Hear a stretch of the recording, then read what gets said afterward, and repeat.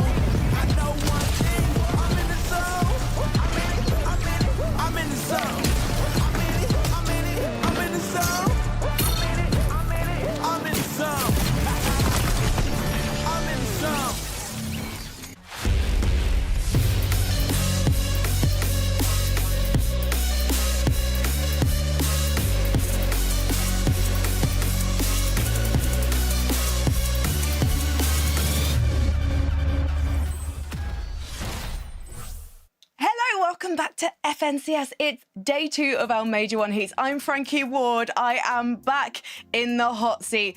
And my word, 112K did such a fantastic job of hosting yesterday that I nearly threw in the towel and I said, you guys don't need me anymore. However, I do have childcare and a mortgage to pay for, so thank you, Levin, for moving into commentary for tonight. And moving onto the desk, we have Mini Miner and, of course, Takata. Takata, what was your favourite moment from yesterday's heat? Favorite moment was Thomas Quell in game 1, not gonna lie. I mean, I was talking to you guys about this in our rehearsal, that it was great to see Thomas just qualify in the first golden ticket, taking that victory royale, just qualifying to the final, no drama, and just safely through Mini Miner, which is what we want for him. Yeah, I mean, first place in the play-ins, first place in game number 1. Is he the best player in Europe right now? Who knows? But a great performance from them. Another team that I want to mention from yesterday as well, Marius, solo clutch. What a performance that was as well. So many highlights yesterday. Hopefully we have more today. Yeah, and Takata, if you just duck your head down slightly. Are we calling this the Cube of Doom? Because of what happened on the NA broadcast. On NA Central yesterday, you had players, yes, I'm going to qual consistency. I just need one more placement point. What's that, Norm? Oh! Literally. Day 1 of FNCS, and we're already being served up goodness like that. So there's plenty more to come. And there's plenty more to come from FNCS on LAN as well. We've got our first ever Major 1 Summit. It's happening on May 30th and 31st at the PSD Bank Dome in Dusseldorf. Tickets are available. And we've got some players in the lobby tonight who are desperately hoping they can make it, Mini Miner. And one of those players is basically part of the furniture here at FNCS. It's Yanis. Yeah, German Fortnite as a whole, including Janice, has sort of, been around the block for a very long time. Lots of German players have so much experience in the major and grand finals. It's almost fitting that we have a LAN in Germany here at the end of May. I mean, looking at Janice, the most amount of FNCS finals in Germany. He's had so much success over the years, winning Chapter 3 Season 3 with the Deal, winning Chapter 2 Season 5 with Hen and Chapix, and then all the way back in the Invitational, the Solo Invitational in Chapter 2. He has been around the block for so long, and even, or more fittingly, I suppose, Takata, looking at the bottom of that list, Flixie, one of the newcomers to the scene, also a really popping off German player at the moment. Yeah, I mean, despite having the least amount of finals appearances, I would say in 2025, Flixie was the best performing German player, treat up with Vico and Venno. So, finals appearances isn't everything. Well, let's talk about Yanis and Reason, because I feel like Reason is the sweetheart of Germany. The fans absolutely love him, but I don't think he loved his season last year, and neither did Yanis, Mini Miner. Yeah, I just spoke about how Yanis was so experienced and won so much, but that was ages ago. Look at what's been happening last year for Yanis. Not as great of a year as he would expect. Of course, this was in trios, 15th and 27th. But then looking back to duos, he actually left off in a really good spot. He played with Pixie in Chapter 5 Season 3. And if you remember back in that time, they actually got 2nd after day 1 and got 8th overall, and even got 15th at Global Championships as well. So they left the duos off in terms of Yanis in a really good spot. And Reason seemed to pop off in trios. Well, they're not the only duos from Germany who will be in the lobby tonight. So let's head over to 112K and Taco to hear who they're repping from Deutschland. Mike, I've enjoyed the analyst role, the hosting role, a bit of casting as well. All you viewing partyers, I'm coming for your role next, don't you worry. Look, when it comes to German Fortnite in this lobby, they make great points, Taco, about the talent that we have here available to potentially showcase what they can do, and I'm looking at Khan and Faded especially as one of those teams. Yeah, and especially when you factor in that for this heat in particular, they're going to be receiving a little bit of extra help from the coaching perspective. I mean, knowing that Shark and Teeny are going to be able to play a little bit of influence towards their newfound strategies coming into Wonky Land, I think that's definitely going to play a very big part, because who better to get the advice from than those two? Absolutely, and look, they're not the only ones, right? I think you can look at Kidua and Trexa as, again, two just very experienced European Fortnite players who, again, when you look at this lobby, you'd expect them to be able to, find a way to traverse their way through and secure a spot for finals. It's not going to be easy for them, sort of landing over in that northeast area of the map, but definitely one that they will have extra motivation to try and achieve, especially with an opportunity to play in front of home fans. Yeah, and I can never factor them out, especially given that we saw Yapko Panzer. They just squeaked through in yesterday's competition, coming from a very similar area of the map. So anything goes when it comes to this competition, and I think we have a lot of exciting things to look forward to. For right now, we'll kick it back over to Frankie.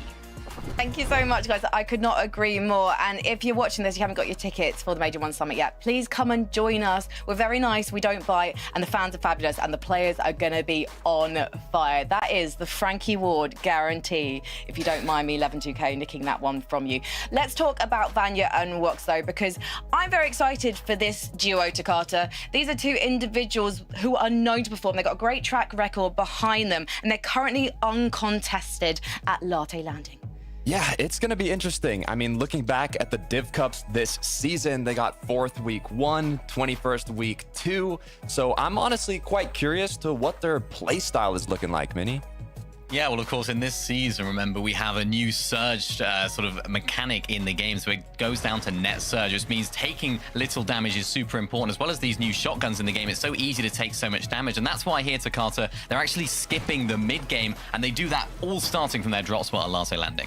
Right, so obviously vending machines are quite important, and for that you need gold. So at Latte, they're able to get more than enough to get this Flowberry Mist as well as overdrive grenades, and they're using that combined with one of the 2 super pads on the map that actually launch you 378 meters into the sky, and you can see how far that actually takes you, Minnie.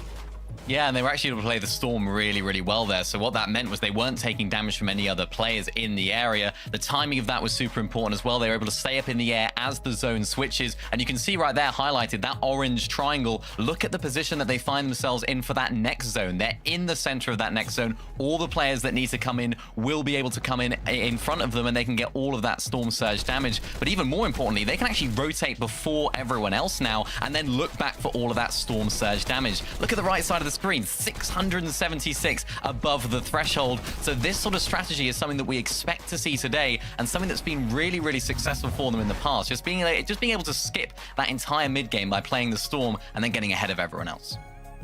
Mini Miner, do you reckon that these guys are going to get themselves Victory Royale tonight and leave their spot at Latte Landing for someone else to take? I mean, we'll see. Look at the 2 names on the screen. I mean, it's Wox and it's Vanya, 2 players that we know can win, especially from height. We know all about what Vanya can do from that position, so I do expect them to get a win, yeah, for sure. Takata? I agree. I mean, we got elite EU veterans, and I kind of think it's interesting that they're taking a bit of the strategies that we saw, like even Vico Malabuka do in the last season, of staying a bit more in that storm, using the mobility to get to the center. But I don't know. I think we'll see a win. Well, let's take a look at who they're up against in the lobby tonight, because yesterday there were some big shocks. We're going to have some big duos in the last chance qualifier, and none of these duos are going to want to go up against them. We've got some big, experienced, talented names teaming up with some fresh talent. Again, you guys talked about this in the pre-show yesterday, and one of those duos is the newly named Mr. Cabbage, aka Mr. Savage, and Bello. So talk to me about them, Takata. Are you feeling like they're going to go big tonight? It's difficult. So they are actually in a different drop spot than the Div Cups, and as you can see, there's not 1, there's not 2, but there's 3 duos landing there. Yeah, it's going to be interesting to see what they actually do there. Triple contestation situation down to the south of Frigid Fortress. And I expect this to go potentially in the favor of Mr. Savage if they can win that initial 50-50. I think 2 of the teams will land at that main building in this sort of area, and then one of them will land further out and maybe try and third party in. But if that 50-50 fight can end quickly, then they can sort of negate that problem. But this is a really exciting duo. Mr. Savage picking up a young fragger in Velo. He's only 16 years old. He's so fresh, so new to the scene. Hasn't even made a grand final before, so it's a new situation for Velo to be in this sort of circumstance, playing with someone like Mr. Savage. And even for Mr. Savage, it's very new. We don't get to see players of his caliber playing with such inexperienced players, so it's going to be exciting to see. Just really quickly though, Minnie, also, can you imagine being 16 years old and playing with Mr. Savage? I wouldn't even know. I mean, Velo probably looked up to Mr. Saris because he's been around for that long. He probably looked up to him in primary school, and now here he is playing with him. So, yeah, it's great to see. I love it. He's the coolest guy in school. Let's talk about Ghost and Tayson, though, because these are two players with a lot of experience under their belts, mini minor, and they were huge damage dealers in the play-in. So it'll be interesting to see if they can replicate that tonight. Yeah, and I'm really interested to see what sort of Tayson we're going to get here this season, because if you cast your mind back to 2023, Tayson was performing very well in duos with Mustache. They won that first major, second in the second major, and then Tayson just sort of had this weird run of games. Remember when he was sort of playing with Veno? He had this weird run of games, and weird run of seasons, I should say, where they got like 15th and sort of mid-table in terms of results. Pretty mid. Everyone's thinking, oh, maybe Tayson's a little bit washed here, maybe he's kind of lost it, but then kind of had a massive resurgence when it came down to trios, playing with Chicho and Haris, and also Trulex thrown in there as well. They got 2 7s and a top 5 in the majors last year to Carter, so it almost begs the question for me, are we going to get this primed up 2023 and 2025 Tayson, or are we going to have this sort of 15th place Tayson like we got before? Yeah, in terms of the heats today, I mean, not only are they conned at Squibbly, like their specific drop, but on the west side as well, there's another 2 teams conning each other. But what's even more interesting is we actually look back to Major 3 trios. Ghost ended up qualifying through a victory royale, and that was game 3, I believe. So if we see them qualify through a win, and it's game 3, that's going to be a lot of fun. Let's bring that lobby list back up and look at some of the other big names we're going to be seeing tonight, because one of those names is Seti. He has gone for the fresh young gun route, although we did see some great performances from Rax last season, and I guess, Dakota, that's a reason why loads of players were wanting to pick him up. Yeah, so Seti actually was playing with Rax right after Globals, and they were doing good, but with the hype Rax got, being an up-and-coming talent, he actually dropped Seti to play with other players just to come back and play with Seti again. And I respect the honesty from Rax within himself to kind of realize that Seti might have been the best match for him. But how do you think it's actually going to look, Mini? Yeah, I'm really excited to see what this duo can bring. We haven't seen them too much in the set lobbies, really, so we haven't really got to experience what this duo can really bring. But I'm just thinking back to when Cammy and Seti played together. The main complaint and the main problem, I suppose, they had at the end of their playing career when they got sort of 48th in one of those majors was they never had enough firepower. They never had that ability to really frag out in some of these lobbies. And maybe, just maybe, this is the solution here for Seti, to bring in a young fragger in Rax, to bring in a player that so many people are excited about. I'm really interested to see what this team's going to bring now. We haven't seen too much of them. Rax is typically playing with a lot of Italian players as well, so maybe a bit of a change up for him now, I assume, speaking English with Seti. So lots of questions to be answered, and we haven't really got too much evidence for this team of great success yet, but lots of potential. If they don't qualify tonight for at least consistency, I'm going to eat a Post-it note at the end of the show. Before I sound that horn, I'm going to eat a Post-it note. That's, again, another Frankie Ward guaranteed for you there. I won't. Finally, how we've waited so long to talk about this duo, I don't know, because it's Swizzy and Pixie competing tonight. They came second in the play-ins, doing huge numbers and everything except placement. But let's face it, when they go big, they go the distance to car, so that's nothing to worry about.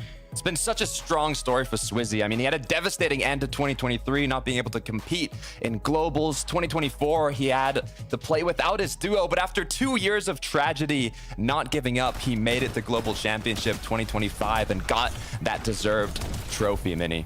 Yeah, and it brings us here to this duo in Swizzy and Pixie. And you think, right, first place in the last Global Championships combined with second place in the last Global Championships. This has got to bring flames, right? And we haven't seen that this season. They were okay last season, not too bad in the Divisional Cups. But from what I'm seeing, from what I was looking at, they seem to do better whilst contested at their drop spot. So it's like, now they're uncontested at Dark Dominion. It seems like on paper, this is a team that you'd expect to do well. They're excellent hype players, 2 names that we know all about in the EU region that should be performing well. And they even got second in the play-ins, but we just haven't seen it in the Divisional Cups in those set lobbies. So lots of questions to be answered about these guys as well.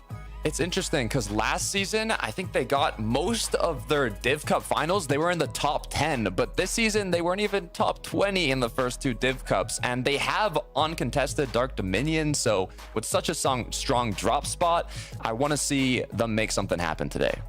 These guys got so much experience.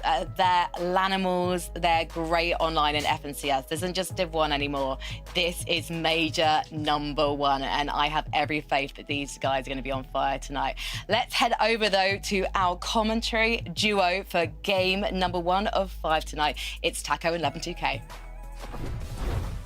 Thank you guys so much. And Levin, it is exciting scenes all around. I mean, we got a little bit of a taste for what's to come throughout the course of this weekend with Heats 1 yesterday. But for all these teams, it's a brand new day, and just about anything goes in this kind of competition. Absolutely. And I feel like when you talk about the taste we got from Heat 1, it goes without saying, there's going to be a bit of drama. There's going to be a bit of controversy. That's what makes the Heats fun. And I think Heat 2 will have plenty of that today. I think the analysts did a great job of breaking down just some of the interesting dynamics between teams. I think there's a lot of teams who we've been waiting for them to finally have that performance that makes us go, okay, this team is the real deal. There's no better time than now to start getting into the flow of things, especially with the finals next weekend. And with the audio cue from the bus horn, you guys already know what time it is. Game 1 underway for Heats 2.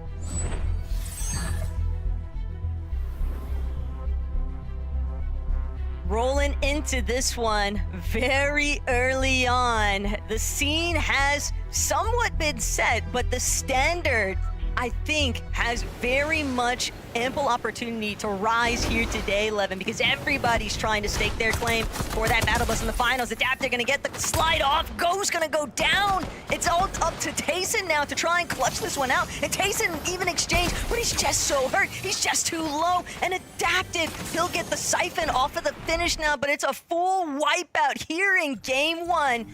Seri, Adapted, they fought out, and Squibbly Shores is all theirs. That really feels like a dagger to my chest, especially when it comes to, you know, Levin2K commentating Tayson in EU FNCSs. It's been a combination I've always enjoyed throughout my career, and so it's never a great look to see them struggling, but 4 more games to try and come back. We were anticipating that off-spawn fight a lot before. To see it so quickly like that is definitely a rough start. Throughout the rest of the lobby, though, plenty more shaping up, plenty more fighting to come, Taka.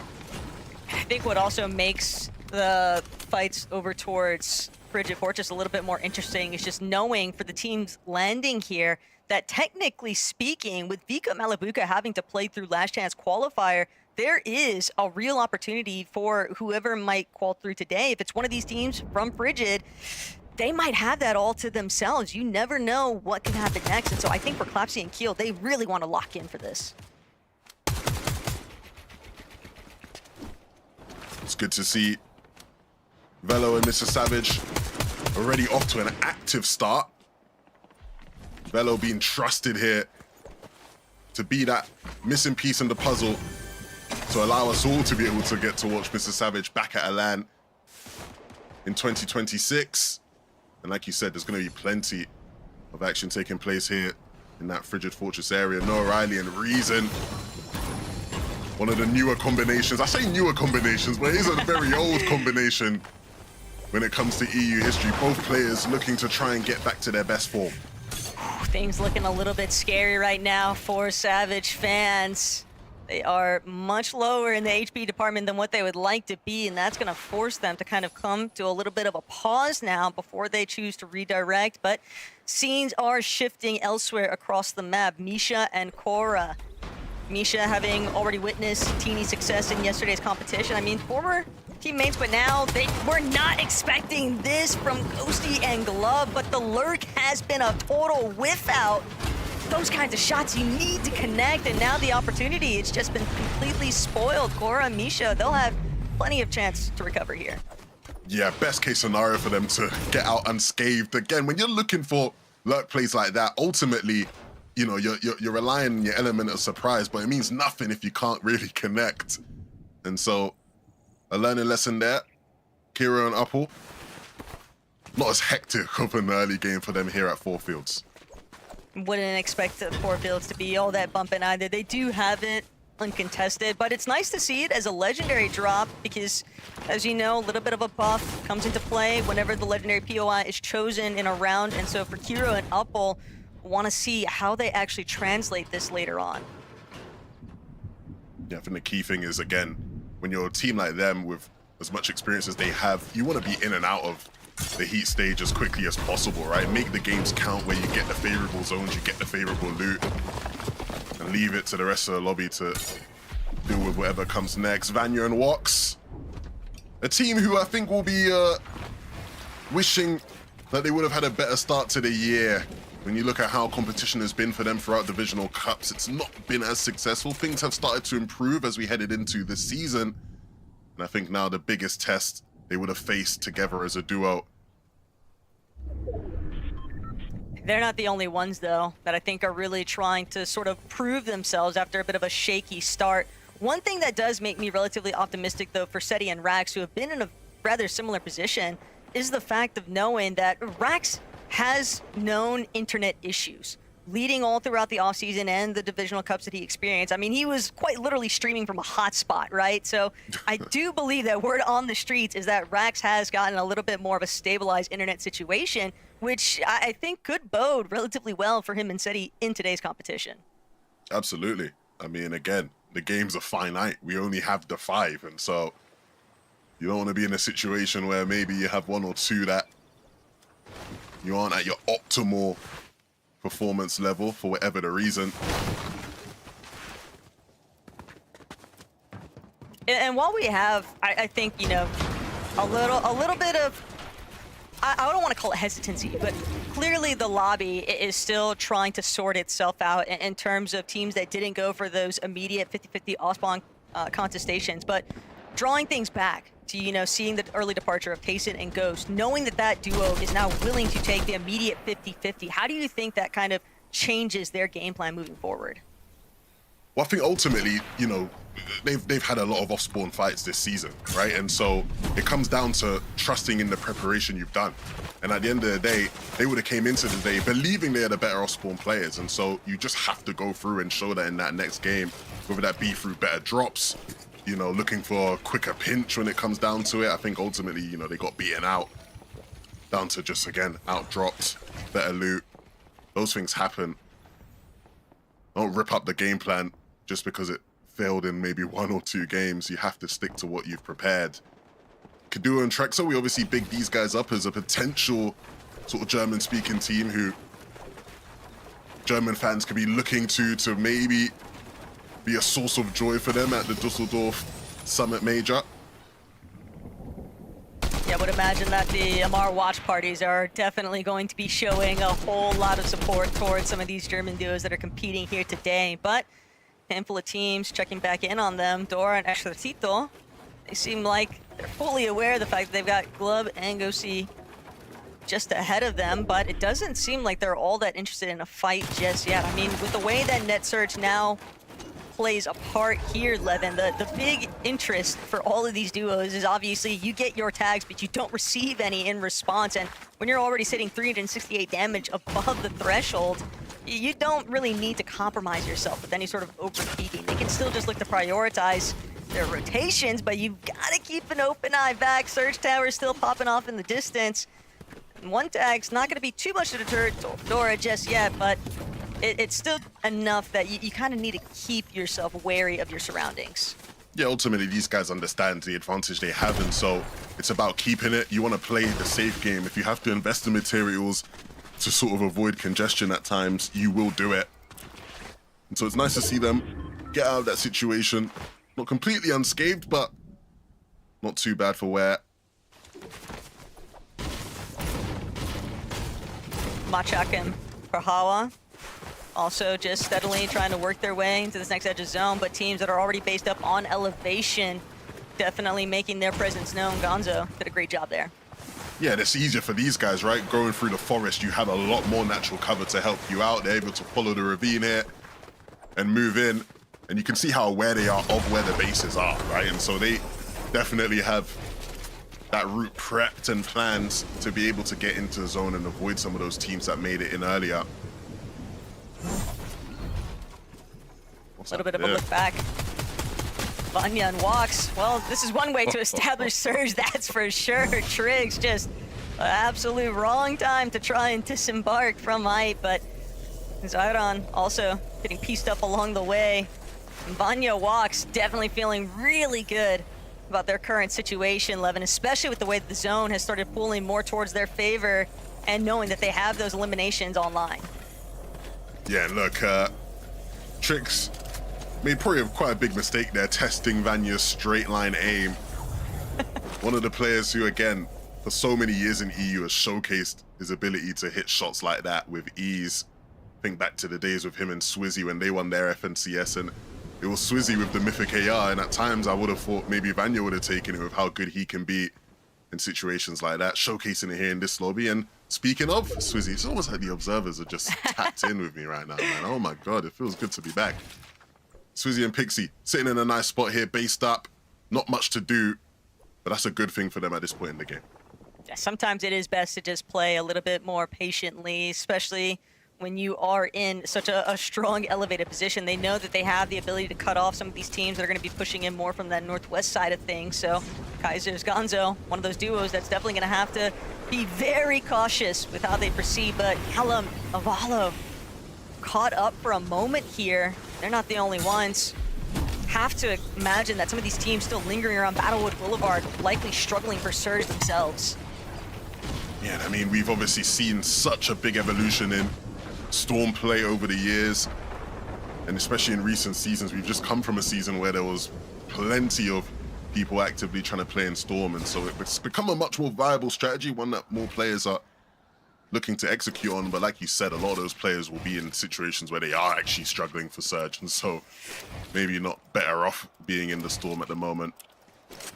And I know it's one thing to survive a triple contest soft spot. It didn't look like things were getting too over-aggressive by any means for where Velo and Savage are actually landing. But at the same time, Levin, it has very clearly impacted their loadouts. I mean, this is not an endgame loadout right now from Savage. Nazix, on the other hand, though, they've got to just deal with what's right in front of them, and that is all-out survival. Lovero gonna look to play some supportive measures here, but with the material count so incredibly low, they don't really have the capability to take this outright fight just yet with Clapsy and Killed, but they might not have many options because they're going to need a refresh if they want their game to continue. Yeah, ultimately, desperation has to start to kick in, and so you see Nazix here, he's looking to force the issue, right? He's trying to claim space, try to get aggressive, try and force a mistake from Clapsy. And while he does that, they're gonna actively look to keep a hold of the great standing they have. And as long as they don't make too many mistakes here, they do have control of the situation, even though they're playing quite defensively, making more space and maybe investing a bit too much into things. Clapsy with a bit of panic potentially. Nazix, though, not able to close much distance at all right now. I think Clapsy also wanted to make sure he didn't get cut off while he left Kel to just take over from a separate angle. For a moment, it looked like Lovera and Nazix were setting up a really nice pincer onto Clapsy, but instead 180 one more time. And it's even worse still knowing that they were already below so much on Surge. Meanwhile, Clapsy, 783 above. The only pressure they're experiencing right now is to make sure they don't go down too soon. But Lovera and Nazix, the desperation is taking over. They're just trying to jump into whatever box they can find. Now getting ticked away with Surge entirely is Clapsy just looking for the finishing blows, and he'll find it onto Nazix. And Lovera, just a nice, clean shutdown. That's exactly what they needed. Yeah, and ultimately, I think they just missed their window of opportunity, right? There was a moment where you highlighted there was a potential for the pinch, and they didn't capitalize. They allowed the other team to regroup, and it sends them right back to the lobby as a result of it. More fighting to be done, though. We're seeing here still players down on Surge, and Janice has to make sure he's not on the receiving end of a hungry duo. He needs damage dealt himself now after taking a bit too much there. Oh no, what's happened to Vanya and Blocks though? Vanya all by his lonesome. Swizzy and Pixie. Friends to enemies, it's not personal, it's business on the Fortnite battlefield here though, Levin. But Pixie and Swizzy are going to be absolute menace right now for Vanya to deal with, and it does seem like he's kind of scurried away for the time being, but surely Swizzy, Pixie, they know he's hurt, they know they've got him rather isolated, and there's only so many places left for him to run. Yeah, and ultimately, as difficult as it may be now, Vanya, he's got to take a stronger stance. And you see him trying to reclaim space. Swizzy and Pixie, when they're at their best, it's like a grizzly bear, man. You don't want to start limping in front of the bear. It's only going to keep hunting you down. And so for now, he'll have to figure out just how he's going to move through this game without Wox. And you see him trying to, again, focus attention elsewhere onto Zuma and Ned's duo. Deep in the storm, though, Sheetan and Janice finding a way to get out of their Surge troubles. Kido and Trexer can't say the same, though. They are getting absolutely lobbied right now. Savage and Bello similarly trying to duke it out for their lives, and they will come out on top, but they're still below in terms of the overall damage threshold. They're going to have to continue forcing this fight. Kido, Trexer, they're so incredibly injured, but it's not like Savage and Bello have the same insight that we do. They need to try and find a way to capitalize on this opportunity. Trexer and Kido have absolutely no way to heal, and with the Surge just continuously battering away at Bello's HP, Savage's HP, they have to act now. Yeah, time is ticking. It really isn't in their favor. But the one benefit they do have is they're in a position where teams will start to rotate in towards that side of the zone. And so you see Savage looking, he's taking shots at a team that's already based up. He needs to wait for the teams to start running in. And you can see they start spotting them there. Maybe not the most optimal elevation to get angles, right? You see there's not much, but there are players starting to run into zone and they just can't really get their eyesight on them. Still gonna look again. Another edit opened to just try find that window of opportunity. But what they're going to need is to secure some body loot on top of everything else. Kaiser's, Gonzo, Trexer, Kido also applying a little bit of pressure here. But they've got to be so cautious of how they actually make those edits, because one tag and that could spell the end of them too. Bello and Mr. Savage, meanwhile, still hanging out underneath. And just like you mentioned, they're just waiting for those teams to push in. Yes, really unfortunate they have Trex and Kido above them, but they don't realize how low they are, right? Otherwise, in that situation, you want to build up there. Just give yourself better vision of the lobby. And unfortunately, there is just a team there on very low HP above them. Now they're stuck on low HP as well as they continue to tick away. And so again, the issue's for Savage is going to try jump in the box, and it's not going to work for him. He will fall. Not without getting a bit of damage dealt though, but it's not enough for Velo to stay in it. Two fan favorites going down. And once again, the difficulties of Surge in this meta, Taco.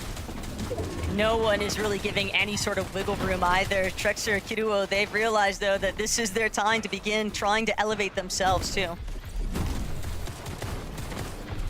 Yeah, I don't know what the play is for these guys here. With such low HP, you really just have to cross your fingers and hope you get a gift from the Fortnite gods right now and just have a player fall into your box. They don't have a foot to stand on here.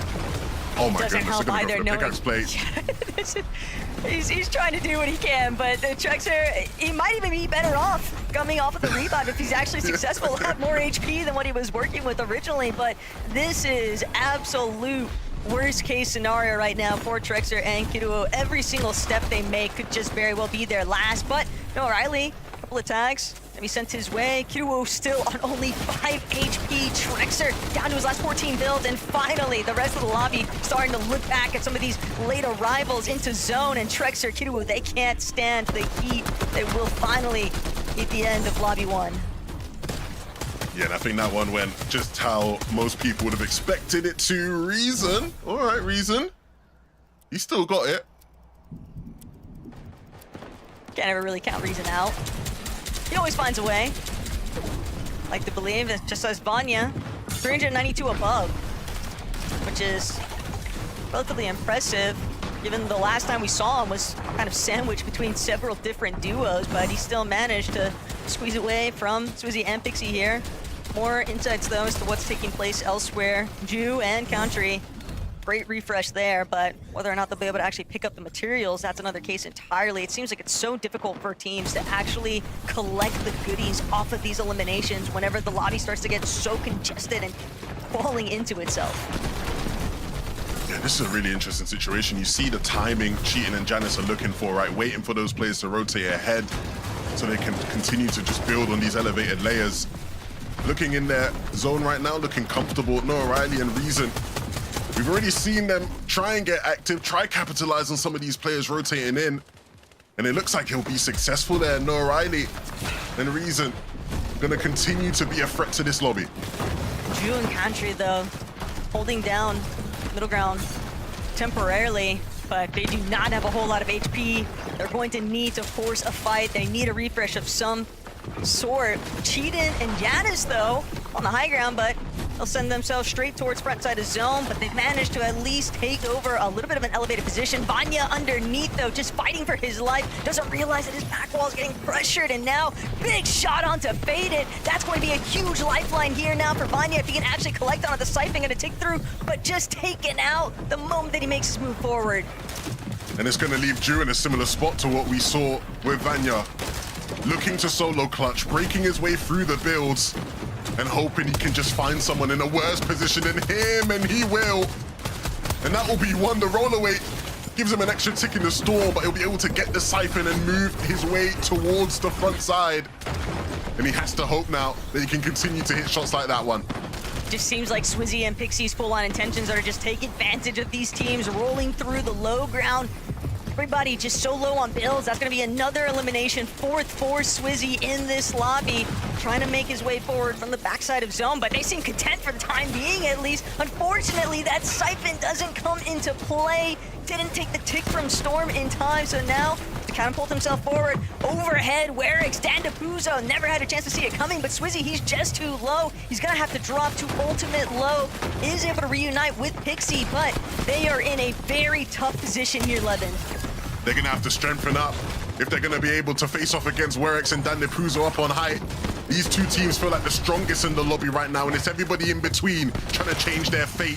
Swizzy, Pixie still controlling space on the low ground. Anybody that drops down is entering their line of sight, and Swizzy will go down. Cheating will hit the critical shot, and so that turns the game on its head. Pixie now as a solo, trying to clean up the players in the storm. And he's going to move to the front side, try grab his bearings while players continue to rotate in. All of a sudden, for Dandapuzo and Werix, things are looking easy, breezy up above, but they need to make sure it doesn't slip out their hands. But you still got Cheatin and Giannis, still trying to see if they can confirm this lobby #1 victory royale. Pixie's gonna do the damage. Spoiler to Werix and Dandapuzo with that knock. Giannis with the finishing blow, and Werix eliminated. So Giannis and Cheatin, we've got a German duo that's going to be in our Major 1 finals, that's for sure, Levin. Wow, Janice and Cheating, they were looking to play height in the early moving zones, and it was taken off of them by Dandapuzo and Werix. Those guys made it look easy, but Janice and Cheating come through and steal the game. Desk, you gotta break that one down for us. I love that, stealing the game, but do you agree with Levin to Carter, or was this the game plan from Giannis all along? Well, I don't even know what the game plan was. That last-minute switch-up still has me. I was like, okay, Werix, Dandapuzo, you know, they've been hyped for quite a while now. It's looking like a quick clean-up for them. They're going to win the game. And all of a sudden, Giannis Cheating, close it out, get the VR, German player qualified in the first game. It's what you love to see, Minnie.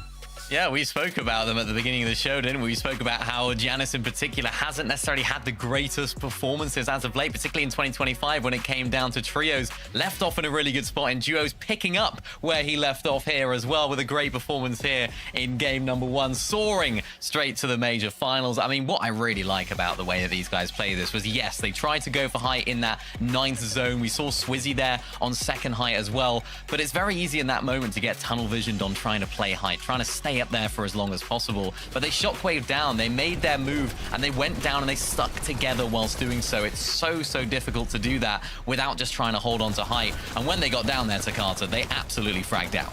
That they did. Throughout the Div Cups, they were always kind of on the middle end of the leaderboard. They couldn't quite get in that top 10, in that top 5, but now that FNCS has begun, they are locked in, and they have put themselves right into the major finals. You can just see the shots that both players were connecting. I think they even got up to double-digit elims there in the end. What a performance. I mean, you saw it right there as well from Giannis, just the experience to go into that storm, didn't have the heals, didn't need the heals, used the time just to let everyone else get in ahead of him, and then just snuck in the back of that other player to get that elimination. You don't get that if you're a new player in the lobby and you're a new player to FNCS, so experience showing right there. Oh, you guys got plenty of experience. I'm going to be picking your brains after this short break, so guys, don't go anywhere.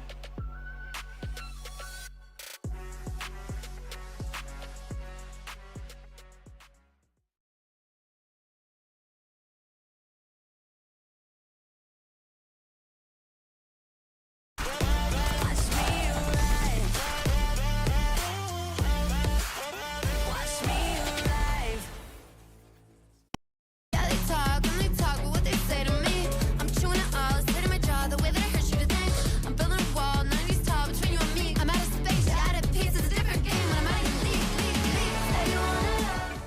Welcome back to FNCS. If you've just joined us, unfortunately, you missed a banging game one, but don't worry, we've still got 4 more to come your way. And Janice and Cheating picked up the first victory royale, which means they have already qualified for the Major 1 final. So if you're fans of the guys, you won't see them again tonight, but you will see them next weekend. Now, let's talk about another German player, because Reason and Noah Riley, Takata, based on the eye test from that first game, are you feeling like Reason's now found his perfect Euro match? Oh, it's a good question, and it's an interesting one, because, I mean, Reason in 2024, they were the best German duo. Reason of a deal, 7th, 4th, 5th in the majors. Starting this year, didn't quite work out. Ever since then, Reason's been switching up players, trying to find his perfect match. Ended up with Noah for the play-ins, and now, you know, they're off to a pretty solid start. They had height for a little bit. They couldn't quite close it out, but overall, I'm actually quite happy with it, how it started off, Minnie. Yeah, not bad at all from these guys, you know, sitting in a decent spot on the leaderboard so far. It could have gone even better, to be honest, for this team. They seem to have all the ingredients there. They just couldn't quite find a refresh at the crucial time. You can see it right there, only 2 eliminations on Reason and no builds for him at the end. So just couldn't quite stay cohesive, and that's something that you can see at this level of Fortnite. When there's so many good teams in the lobby, you have to stick together and try and find those refreshes. And sometimes, like we saw there, they can get a little bit split and try and make those solo plays. Unfortunately, that was their demise right there, but it was still a very solid performance from them. Puts them in 9th place. Of course, not ideal for them. They want to be winning the games, but they're in a decent spot. Millie, very quickly, just a thought. Are some of the players so focused on net surge that they're going out to do all the damage they can and they're not really thinking about the refreshes enough at the moment? Well, it can be difficult in that surge because as much as previously you could sort of be done with your surge and sort of leave it for the rest of the game, you have to keep it on the forefront of your mind now that it's net surge. That number can change so quickly. So I think it's definitely going to be on their minds. But then when you go into these sort of late game rotations, late game zones, the main focus for them is just going to be trying to find those materials, trying to find those plays together. Didn't quite work out for them. They made a really nice sort of dead side rotation, rotating all the way around the storm, which didn't work out, but still not a bad performance. And it wasn't a bad performance either from Swizzy and Pixie. Great. Obviously, we were expecting them to be great, but they were definitely trying to do what they do best, which is control their end game, and they nearly got away with it, Mini Miner. Yeah, they were on second height, weren't they, when Yanis and the Cheatin were on height, and they also did an overdrive grenade at the exact same time. They seem to play it really well. I was watching them, I was thinking, yeah, I think this is going to be a Swizzy Pixie first game win. They were looking solid. They were playing low ground really nicely, finding eliminations. And I think it was Swizzy, just a little bit of a misplay, I think, here, when someone drops in on him. I think it was around this moment, oh no, a little bit later on, but they made some really nice duo plays to actually find some eliminations. But as I mentioned, just towards the end, it was actually Swizzy that just couldn't quite connect with those shots. I mean, moments like that, Takata, that's exactly what they're all about. And it's actually this right here. Drops in Cheatin, but actually just almost drops in behind him. So it's like you couldn't really get the angle, couldn't switch around quickly enough. And ultimately that left them down to a solo for Pixie. Again, really not ideal, but not a bad start for these guys, who we had a lot of questions for at the beginning of the day. No, 100%. I mean, Swizzy Pixie have been playing together since the start of the year. So they haven't been switching up teams like a lot of the other duos competing today. And I mean, Swizzy coming from being a global champion, the expectations were high. Both of his, teammates from the trio haven't made it, but hopefully in last chance, they can make something happen. Either way, I mean, seeing that they have a very strong drop spot, some of the performances in the first 2 Div Cups of this season weren't quite up to expectations, so I'm glad to see them doing well in FNCS. Let's take another look at the leaderboard. Just a reminder for everyone watching, now that we switched back to Duos tonight, we're looking at the 10 Duos who are going to qualify on consistency, and then the 5 Duos who are going to qualify with a victory royale, or as I always call it, a golden ticket. So right now, the only duo to have done that is Cheatin and Yanis, but there are 4 more up for grabs in our remaining games. Dandy Puzo and Werex. Obviously, this is a team we've seen a lot in major finals, but are you surprised, Takata, that they set their stall out so early and dominated the high ground? A little bit. I mean, they're also another team that's kind of on the middle end of the leaderboard in these set lobbies. They got like 14th, 15th-ish in the recent Div Cups, but I didn't really see them as like a game 1 winner type of team. They do have a pretty good drop spot on contested, and I mean, so far, with the way they're playing, I would not be surprised if we see them qual for consistency, but with the aggression towards height, a win would be even more enjoyable. Yeah, they kind of took advantage of that Giannis and Swizzy duo sort of shockwaving off the high ground, and then they sort of just looked up and they thought, hang on a sec, it's 10th zone, nobody's on height, why not go up for it ourselves? And I think that's where they really found a lot of success. Ultimately, it'd be interesting to sort of know where they actually ended up falling down. A lot of the time with those sort of height plays, you're not really in the position to look at height. You sort of found yourself in a position where, oh, we can take it, but maybe it wasn't part of our plans. So for them, they probably weren't set up for height. They probably didn't have all the materials that they needed, and ultimately ended up crumbling away. But a second place on the overall standings for them is really solid so far. They could be really happy with that start. And of course, remember from yesterday, you can qualify through consistency in that top 15 overall on the leaderboard, so it's very doable. I'm curious what you think about Wox and Vanya in that game, Mini Minor, because you guys were talking impressively through the strat that they've established, and that normally involves a launch pad rotate, but the zone was so close to them that they didn't actually have to go forward with their normal strat. And I'm wondering if that impacted them.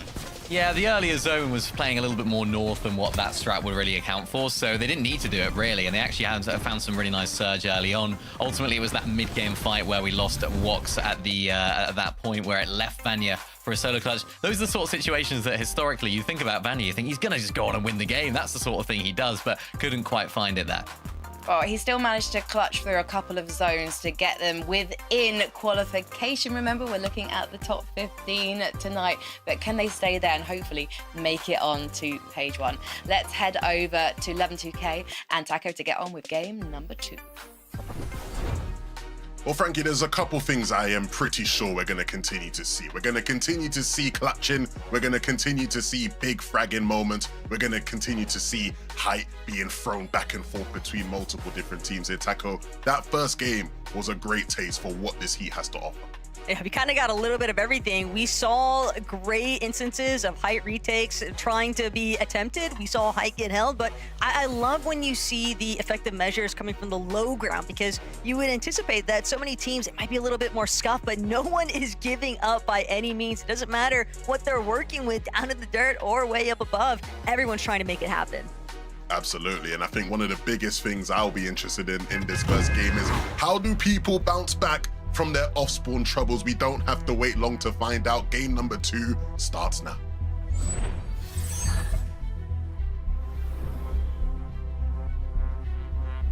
Waiting to see squibbly shores. And Levin, I know you're just as excited as I am, okay, man? Because we know game 1, Tayson Ghost did not get off to the best of starts, but this is that bounce back that you're hoping for.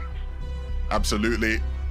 I was curious, and I went to social media to quickly check if Tayson had said anything, and he did, as most people probably expected. And so we'll see whether or not, you know, the talk is cheap. Will they be able to bounce back in this off spawn?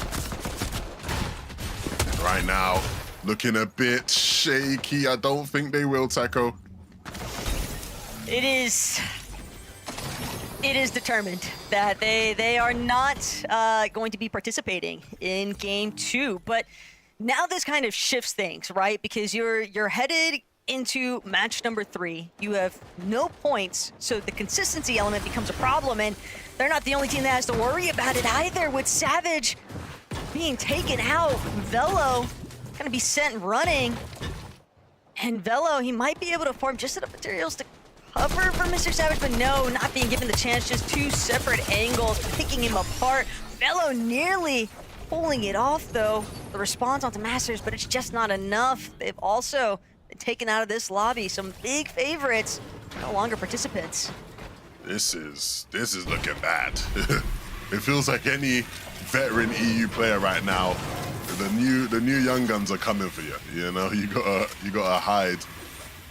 Again, you were talking about it when it comes to Tayson and Ghost, and this is now going to be a thing for Mr. Savage and Velo as things continue. Is again, when you have games like this where you get wiped out, the consistency element, again, it starts to maybe become out of reach. You have to start thinking, how do we just win a game and convert on what we have?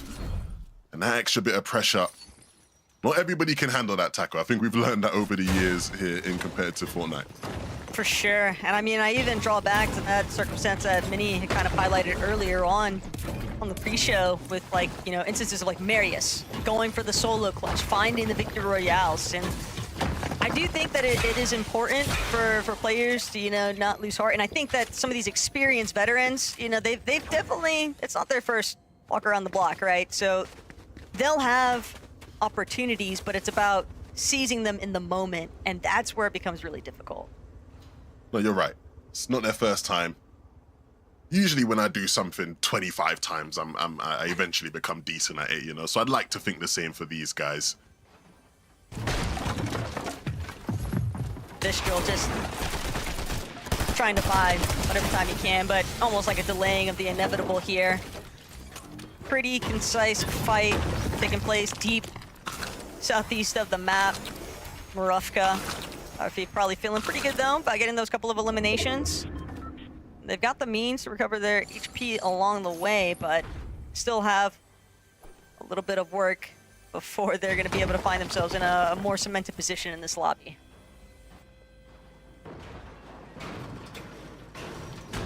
We started off last game seeing people go for sneaky plays and completely flop. And so hopefully we see the inverse, and I think we will. Clement and Floki. It's good to see these two back together. We talk about veterans playing with new stars. Two legendary French Fortnite players playing together still here in the year 2026 and making things work. A nice way to open up this fight here at the Sanctuary and give themselves control of this underground part of the POI. I'm right there with you, though. I think Clement and Floki, they almost remind me of like duos that you expect to see together, right? Mixon and Blaha for a long time was one for me. Sure. But we gotta lock in on what Perhama and Machek are getting up to right now. Srap, Jewel, they don't seem to have any inkling of an idea of what's going on here. Just fading from behind, but the tags just aren't enough. Just more like a love tap than anything else. And Perhama and Machek, they'll be forced to just sit things out now. It's not looking good for our failed lurk counter. I think we're up to 3 now at this point, and it feels like Strap just actually taking this one personally. He said, oh, you guys want to come fight us? Let's fight face to face. You don't want that smoke, and they're showing that now. Bachawa goes down, and Jewel and Straps. Looks like they're going to close this one out. You can see it again, attacking from both sides, and that will be the end of that. Quick turnaround. Couldn't help but notice that mythic pump as well for Jewel there. So they'll also have those additional goodies that Perhala and Machek were able to provide. But teams are getting dropped and put into those solo positions. Kakri just kind of chasing behind Ken. And I don't know if this is exactly what they're waiting for, but Matez, yeah, sure enough, they're just gonna fall back here, realizing the juice isn't really worth the squeeze at this point.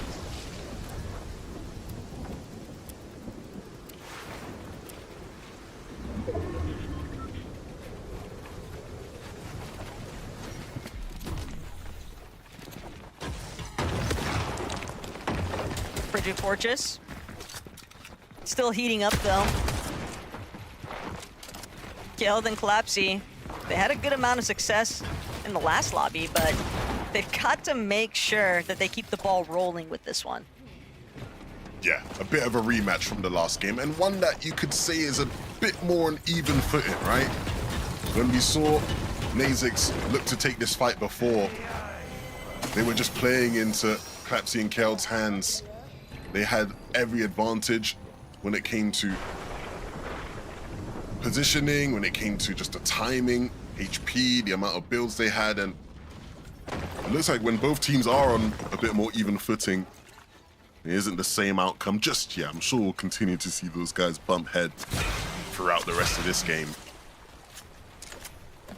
Definitely feels like one of those off-spawn instances where you're never going to expect both teams to kind of depart the POI.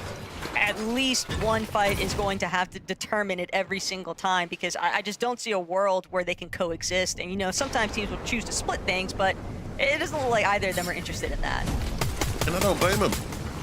I do not blame them. If you don't like it, look, there's players being taken out of the lobby every game. Go land somewhere else. Leave the spot to us. Khan and Faded. We talked about the potential they had, obviously very impressive in the Reload Elite series that took place a month or 2 ago. Can that translate into Major 1 here? Hey, they've already got one land locked in with DWC, and now they're hoping that through the Major 1 finals that they're able to punch their seats on the battle bus from this secondary heat. And that raises their opportunity to potentially be one of those top 20 teams in the Major 1 finals to head on over to Dusseldorf. But they've got to make sure that they can win their battles. They find themselves a little bit of slight stalemate, but it's a war of attrition here. Khan and Faded likely in a driver's seat here. Yeah, and look, when you look at the fight they're taking, I think it was the analyst who mentioned them being coached by Teeny and Shark today. And that's the kind of fight we see those two in this area of the map quite a bit. Used to seeing them close out the fights maybe, but still time to do it. They're going to continue to chase them down. They know exactly where they are, Taco. Bit of an escape artist there. What does he? He had no idea. Just like that, Khan's gonna have to take a moment to pause here. Faded thought that he was going to get a return shot, but instead, Warren just continuing to push back. Finally, Khan will be able to finish what they started, but that's just one half of the puzzle. They still need to deal with Wuka at some point, but for right now, at least Khan and Faded are able to come out with one elimination there. You've got to be more vigilant than that. You see the mist there. There's no player to be found. At least check where the mist was, right? Like, at least look at the tree stuff. And they take a bit too much damage there. That's going to cost them in the long run when it comes to keeping their net surge in check. My, oh my. Look, these things happen. We'll give them the benefit of their doubt. They're still warming into this lobby. How much do you think the early lobby shakes might play a part? I mean, all these teams had the opportunity to kind of witness what was taking place throughout yesterday's matches, and so do you think that that would help settle their nerves a bit heading into today's competition? Yeah, I definitely think that plays a part. I think, you know, anyone that plays Fortnite tournaments knows, you know, there's different types of players. There's players who, you know, they don't even need the warm-up, jump straight into game one, they're feeling it. There's others who almost get a bit fatigued by the end of the tournament and start to play worse. I'm definitely the first type, you know. Get me in the first couple games, I'm primed, shots are flying. By the end of the tournament, just hope my teammates doing enough to keep us in it. Callum just trying to stay in this one. Kolv and Peshka, though, just applying so much steady, consistent pressure, and they will be able to seal the deal here. Callum has been eliminated, so now Kolv, Peshka, got a ways to go, though, from Battlewood Boulevard. Great shot, right? It was a tight window to hit it, but connected fully, and of course with this shotgun, you're always going to be hitting big. So now they'll be able to move on out of Battlewood. We obviously saw a lot more scrapping in Battlewood in that first game. Bit less busy here in game two.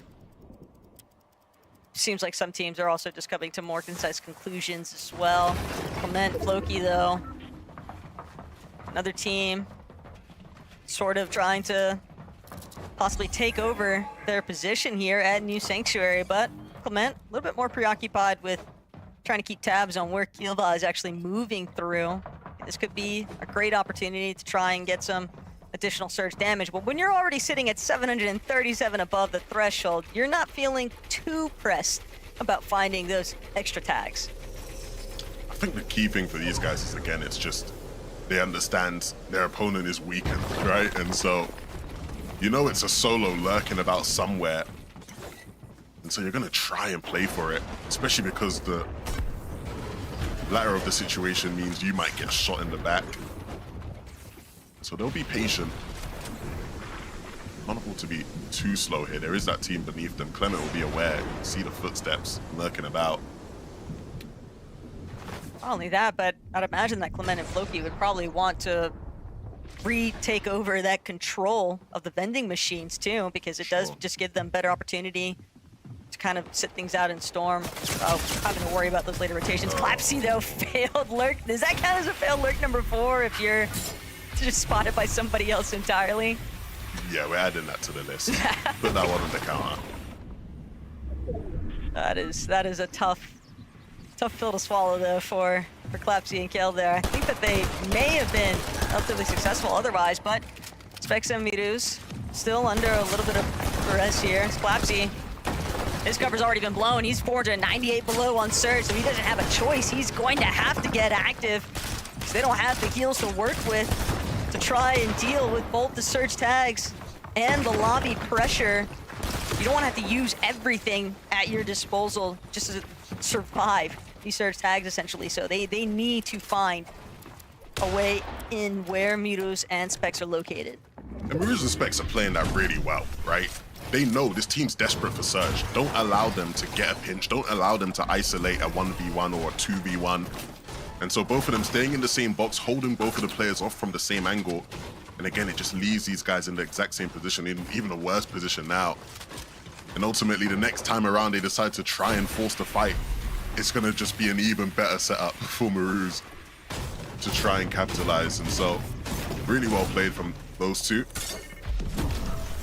We're also don't like what I'm witnessing... seeing on the second side of the screen, though. Yeah, this don't look too good. Just two separate players dealing with their own battles here. Pixie as a solo, though, in comparison to Clapsy and Killed, but 82 below. He's at least got those two pizzas to work with and could maybe look to find some tags on the players trickling in. Killed actually going to be one of the first ones in his sights, but he's just not able to connect just yet. Still sitting 67, now 59 below. There is a chance that the lobby might just bail him out, but you'd rather have your own fate under your own control here, Levin. Yeah, I think that's the problem we saw a lot in game one, and we're seeing it here in game two as well. A lot of people just don't have their faith. Clapsy, at a certain point, brother, the lurk plays just ain't paying off for you. Like, we gotta switch it up, my friend. We gotta just jump straight in the box. None of this lurking stuff. Everybody's spotting you out. And again, they're gonna continue to use up the pizza here, but this time is just time wasted, right? And so, at a certain point, that number's getting too big to overcome, Taka. I don't know how they're getting out from 800 below. This, yeah. Hear me out. 7 eliminations right now. Clapsy goes ballistic.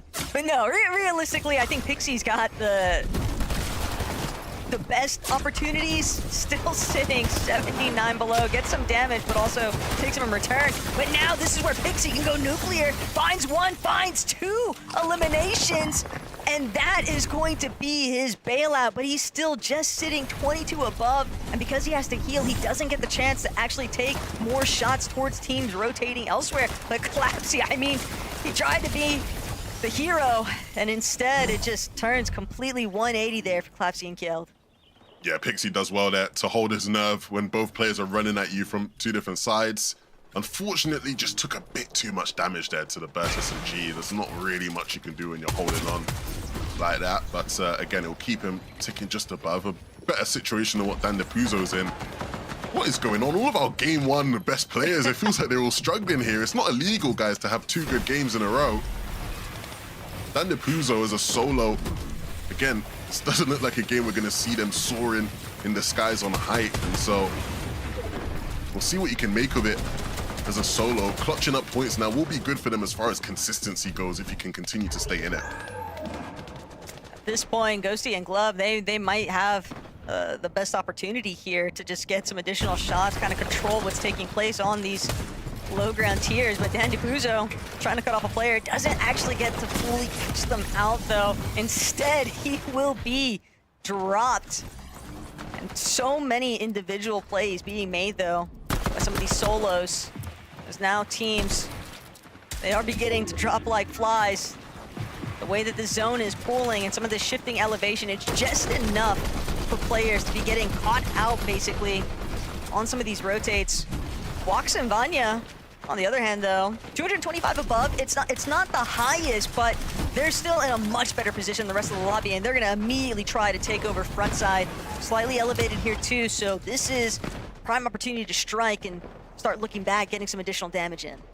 Absolutely. We saw just how effective Vanya could be solo in that first game. This time around, he's going to need to rely on Wox there to potentially get them a refresh. The materials are starting to look a bit on the lower side. And so if they can find one of these players who's fumbling around low on Surge, it will set them up to potentially sneak out of this lobby altogether in game 2. Kolb and Peshka have looked good so far, but they need to hold off from Kantry and Drew. These guys desperate to try and keep themselves above Surge, just below now, and burning through materials trying to stay in the safe zone. It's crazy to think how quickly the lobby just begins to lock in on a target, but sometimes that's just the way the cookie crumbles. And for Ju and Kantry, they've done just enough. 90 above now. Big tags on Taquitos, only going to raise that even further still. And now they'll be able to use that overdrive grenade forward. But Seti, Rax, we wanted to see some good things from this duo, and we're finding it right now onto Shumich. Great elimination there for Seti to continue boosting up their surge. A bit of aim training there, right? He was just sat in there. I'm sure everyone wants to copy that scenario in creative. We'll see whether or not, though, that aim's going to continue to shine through. Pixie, we know the struggles you're going to have as a solo in this game with nothing but wood left and not much as far as healing goes. It's going to come down to one thing we know Pixie is very good with, and that is his shotgun. Can he jump in a box? Sees the opportunity, goes for the edit, players spraying through. Can't quite find the time in Pixie. It's the double-edged sword, right, of being in those wood builds. Another duo immediately recognizes the fact that this is a weakened solo, so they took their advantage where they could, and that's going to lead to that missed opportunity here. But no, Riley, Reason on low ground one more time. Just trying to pan around, head on a swivel type behavior. Just off east of them, Clemento, bit isolated. But no Riley Reason, they're still taking their time. They're playing through the backside. They're looking for some of these injured players, and they're gonna find Rax on the rotate. That is a nice little pickup if they can make it for those siphon materials, because they're going to need it. Yeah, and they're coming off the back of that 6th place in game 1. They're gonna have to find something to keep them ticking in this one. Both of these players, we've seen them in situations like this before in their careers, and the one thing we can say is you never count them out. They're always gonna find the opening. Reason trying to jump in the boxes, Noah goes down. He's been here before. Can he find that window of opportunity and slide right through it? He can't. Pixie, though, is looking to do the same as we have mates up on top. This is gonna be a very close finish for all these duos down below as we move towards the edge of this cliff. But mates, he's not exactly the most healthy solo either. Pixie still lurking in the underbelly of this lobby, just waiting to see if he can get a pre-edit or something. Doesn't matter if it's a duo or a solo, it's just gonna be whatever the next player is that happens to run across his screen. But Pixie here realizes there's no one close enough. He's gonna have to just keep things moving forward. He doesn't have any sort of white heals, so he can't really afford to tank up any of these storm ticks. Runs straight into the hands of another individual, but he's not gonna be able to get the shots. He can't get the siphon. He's trying to break through the metal walls. He's down to his final 6 HP. He needs a shot now or never. Doesn't have the choice to choose. He's going to connect, but it's not a knock. He's going to just have to keep mantling overhead. The fact that he hasn't been taken out, and finally he will fall. A great attempt, but just not enough damage here. And mates drop from height, no materials left over. It's gonna be the Mont Blancs headed straight for high ground. Yeah, they were setting up to take it, but I'm not too sure why. These guys don't have the materials to hold on. They're just gonna try and use their utility to hit some shots, and shots they'll need to hit.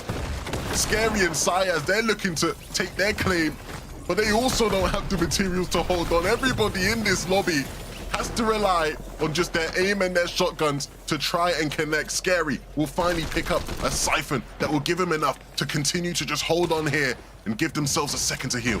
This could be a huge moment for the Spaniards, but you can't count out the rest of the lobby. Ghosty and Glub trying to play things through, still working in these lower tiers, but ultimate low is not safe. You have to anticipate that there's going to be somebody lurking on the other side of these walls eventually, as they continue to try to pickaxe their way through, keeping things moving forward.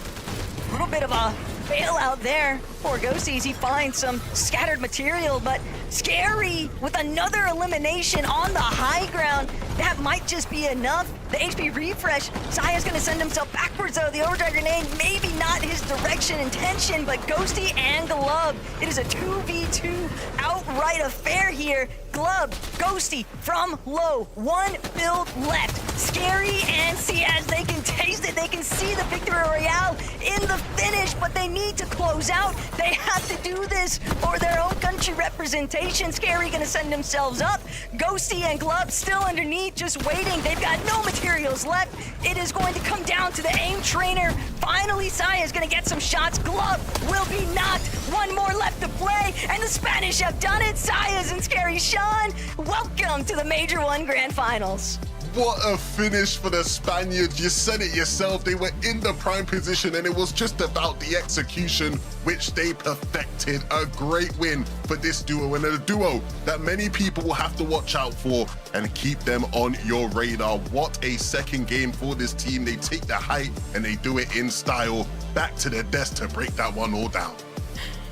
Well, first of all, before we break that victory down, to Carter, how do you feel to have Spanish representation in the Major 1 Finals? No, you should have seen the smile on my face when they were in those final moments. I mean, these heats overall has had some of the most Spanish representation we've seen in a long time, and Scary Ciaz being one of the first, or if not the first, to qualify themselves now to the finals. It's what you love to see. Vamos, Scary Ciaz. I'm excited to see how they perform in the actual major finals. Yeah, it was really nicely played as well. I mean, the way that they were on high, the way that they had the patience there at the end just to close out those fights. It can be really, really tempting when you're a team on high, particularly if you're a slightly inexperienced team. I mean, Ciaz hasn't actually made an FNCS major final yet. It can be really, really tempting just to drop on down, just to try and make those plays yourself. But the way that they went about this endgame here, Takata, look at this. Just, you know, they kept their composure, they kept their persistence, and they stayed up on high. Glub and Ghosty did a fantastic job as well, it must be said, just to hold on. But when you've got that higher angle, you can always easily close out the game. And that's exactly what they did this moment right here, just staying patient, not jumping in. Really well played from them. Is it a bit tragic for those guys, though, the mini minor, that they ran out of builds? They just were not able to defend themselves as that zone pulled? Yeah, it was always difficult when you're on low and, you know, the zone pulls further away. You don't have the builds to do it. So unfortunate for them, but they'll be back, I'm sure. Yeah, I'm sure they will, because we've got 3 more games to go. So let's go to a break, and then hopefully we'll be back in the lobby before you know it.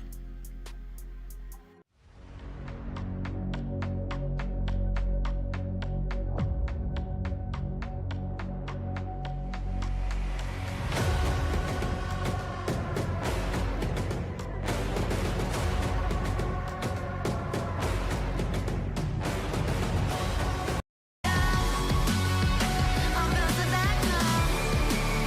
Yeah, yeah, yeah, yeah. I can't hold it back. Yeah, I'm bouncing back. These mountains. Takata, how do you say congratulations in Spanish? Felicidades. Felicidades to Scary, Sean and Ciaz, because they were our Game 2 winners. They've already made it to the Major 1 Finals. Why are you giggling? It's not like I tried. It wasn't that bad. It's good. Vamos. Let's move swiftly on. Let's talk instead about Pixie, because Swizzy went down in the mid-game, and for any other duo, you'd be worrying. But Pixie is so insanely OP at this game that he can get himself seemingly out of every situation, mini minor. I mean, I'm so excited to watch this, Pat, because you saw Clapsy and his teammate needing Surge. Pixie also needed a little bit of Surge at this point. It's kind of the ideal situation, you'd think, for Clapsy. Another team that needs Surge, a solo. What are we going to do? We should easily eliminate Pixie 1v2, but no.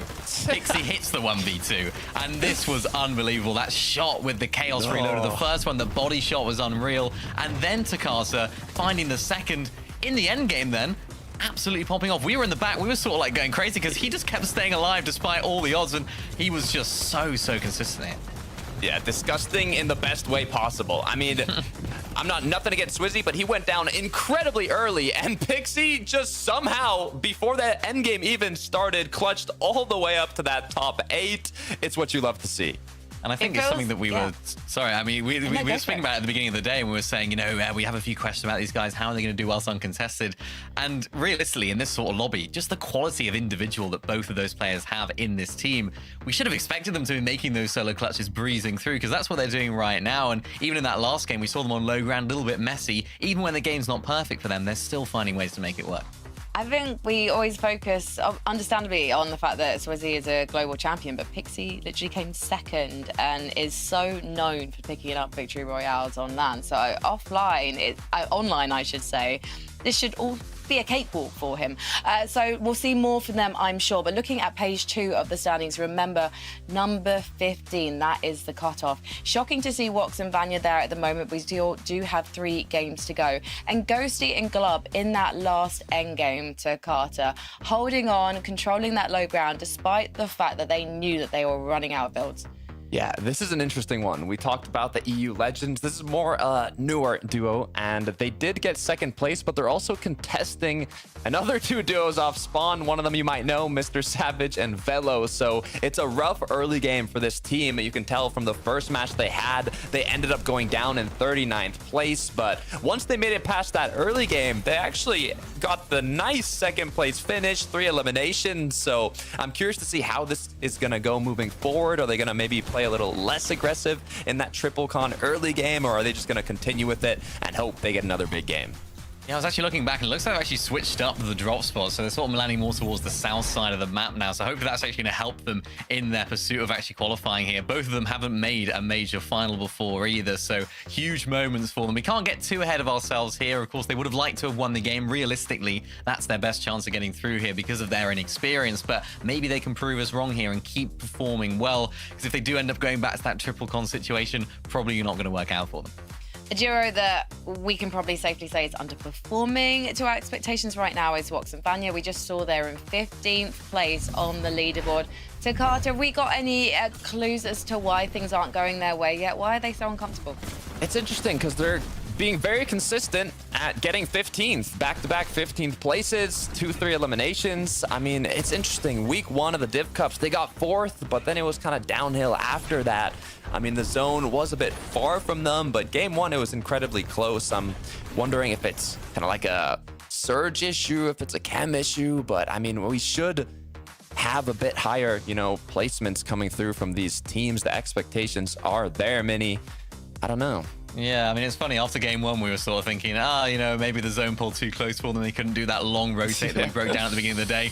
That zone pull far away, not a different in terms of performance. They did exactly the same. So still some questions to be answered for those guys. Yeah, tough to exactly point an exact finger as to why right now.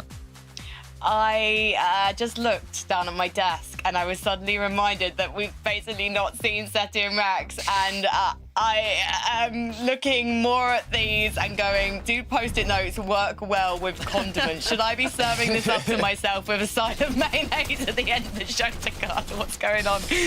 Yeah, I mean, the thing is, Seti and Rax, once they kind of came back together as a duo, the placements haven't really been there, but I mean, just the hype, I'm hoping they can kind of come back. They're not performing too well. It's going down 20th kind of in both matches, so they're struggling to make it to that end game. They're gonna have to change something up, Mini.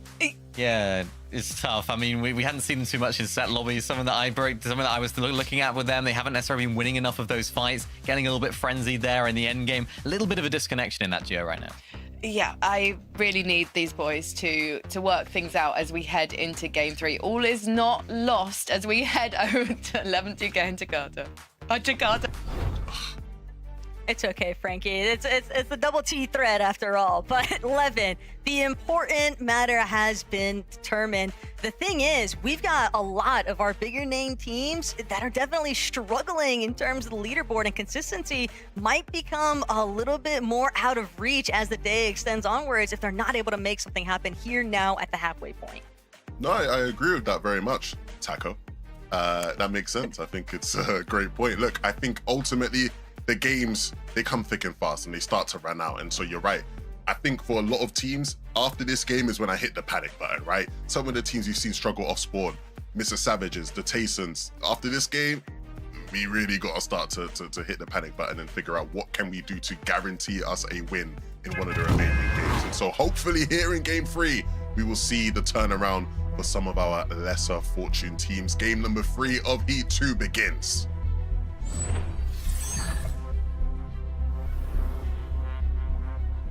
We can see we're right back towards Squibbly Shores because we want to see whether it's going to be a 3-0 sweep against Tayson and Ghost. All the hype we were given, Ghost, we've not got to see him really play. We don't get to watch and see whether Tayson is still at it. And this time around, are the drops any better, Taco? Oh, I don't know.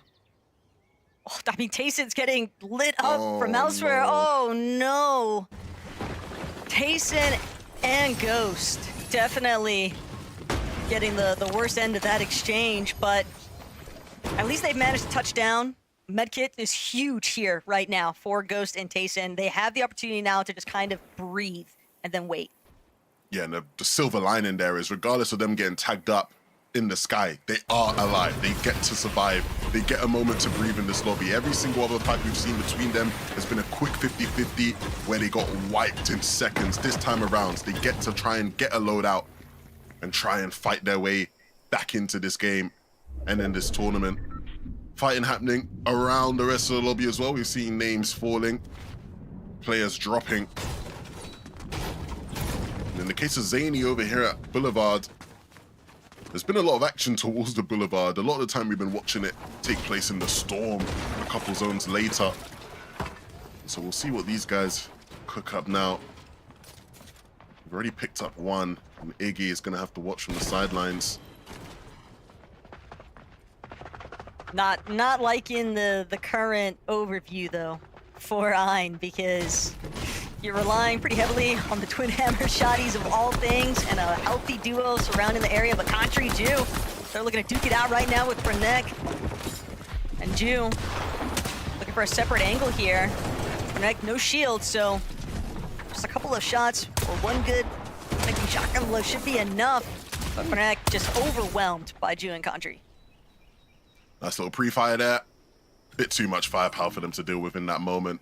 Country and Jew, both incredibly talented players and finding a bit of rhythm, finding a bit of momentum today as well. Definitely been one of the better teams we've gotten to watch today. We'll see that form continue throughout. We are already, I was going to say some developments, though, of teams kind of shifting across the map. Just based off the duos that we've had, you know, getting their outright win and teams looking to take over where they were at, essentially. But for Velo and Mr. Savage, Levin, I mean, they've got to get the ball rolling here. Absolutely. Got some bigger things out. Got to try and catch up. I mean, you mentioned at the start of the day, Taco. After Heat 1, the amount of names we saw miss out who are now going to have to play in Last Chance. There were already a bunch of really big name teams who had missed out completely on making the Heat stage as a whole, and so the Last Chance was already stacked. I would hate for this Heat to contribute to that even more. Unfortunately, I do feel like there's always going to be at least one or two upsets when you're looking at EU as a whole and the level of competition that has only continued to trend upwards. As much as you love them, as much as you want to root for them, everybody has to essentially muster up their own strength and look to break past, you know, the strengths that they've had in the past and been able to rely on and just see, can they kick it up another notch? For Mr. Savage and Velo, that does seem to be their only option currently, because 6 points heading into this third lobby. It's a little bit grim, but they're definitely not out of it just yet. I mean, one really strong placement finish, a couple of eliminations. We've seen how quickly that can catapult the team up the leaderboard too. Absolutely. And they're going to need that, right? Historically, Savage has always been a player who, you know, commentating him over the years, it's always come down to momentum, right? Once he gets into that good groove, a lot of the times the games keep rolling, but it can be hard to get that fire started. So they're going to need a spark, and that might just be Velo in this game. Nice little bit of movement there. Quicks. They are just absolutely running it down right now onto Masters. Crete and Quicks just doing what they can. See if they can get the cutoff. May even take the Ascender upwards, but Quicks on the lower round. Crete overhead. Now just looking, Frida not going to work there for Masters, and sure enough, that is going to be the closure towards this engagement that they needed. Kiro, Apple, they've got extra Fito in their sights. Don't see Dora anywhere nearby. Extracito maybe just hoping that he can convene with this duo, but it does appear as though he's in a solo situation, but out of the pan, straight into the fire, potentially realizes there was another duo the other end of that cliff, so he'll opt to try and pan towards the river. But Kira and Upple, they are determined to chase down these extra 3 points for the elimination. Yeah, and I hope he doesn't give up. He's got him so low. Extracito doing his best to hide. Oh dear. They know where he is now, though. They should know he is right down beneath here. You can see them looking at it. Will they drop down, though? It does look like it. They have the piece, and they will close it out. 48 points, though, right now for Upple and Kiro.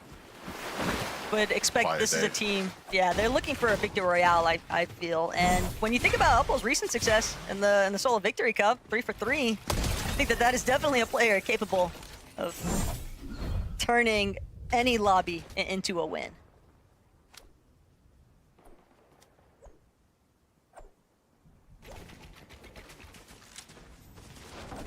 Clement and Floki just continue to kind of find themselves in these positions of just looking to lurk around the vending machine, which makes sense. We know how ideal having heals, especially ones that you can depend on to play Storm, it makes a big difference for the later rotations. But 27 points, that is tough scenes. Again, once we get to this point in the competition, right, if you don't have a good game 3, we start looking at teams as like it's win or nothing, right? Either you win the game or you're in the LCQ. What's having to be rebooted isn't the best sign for this team's fortunes moving forward. Again, they are still within range of calling on consistency, but a bad game here could really hurt their chances. Latte Landing has, even though it doesn't seem like there's been a team directly pressuring them, it does seem like they've been cut off from their surge opportunities. And knowing that Walks was rebooted, almost curious to see whether or not they'll be able to do enough recovery to not have to deal with the woes of surge later on, because we've seen teams that haven't had to go through those reboot instances, and yet they're still struggling to maintain above that damage threshold later on in these zones. O'Reilly and Reason, they're nestled in a pretty solid position right now. Consistency has definitely been the name of the game for these two so far. Absolutely. They've been incredibly impressive. Obviously, last game we saw them both having to sort of split up and just try and solo clutch, and Reason was the one that ended up surviving the longest between the two, but it wasn't long enough for them to have been too satisfied, I imagine. So hopefully this time around, both of them will be up, fighting and thriving together. Nice little 5-5-5 scenario here, though, for Ju and Country. And for Country underneath, I mean, he's holding his own pizza, right? Like, this is a team that's certainly not struggling for heals by any means. But things are quiet over by Painted Palms. I think so many duos are just... You can spot these surge bases off in the distance. So that's naturally going to adjust how teams choose to kind of rotate around. Absolutely. They've got to have their routes planned. You obviously will have an understanding of where teams like to base up around you, and so you plan around that and figure out the most optimal routes.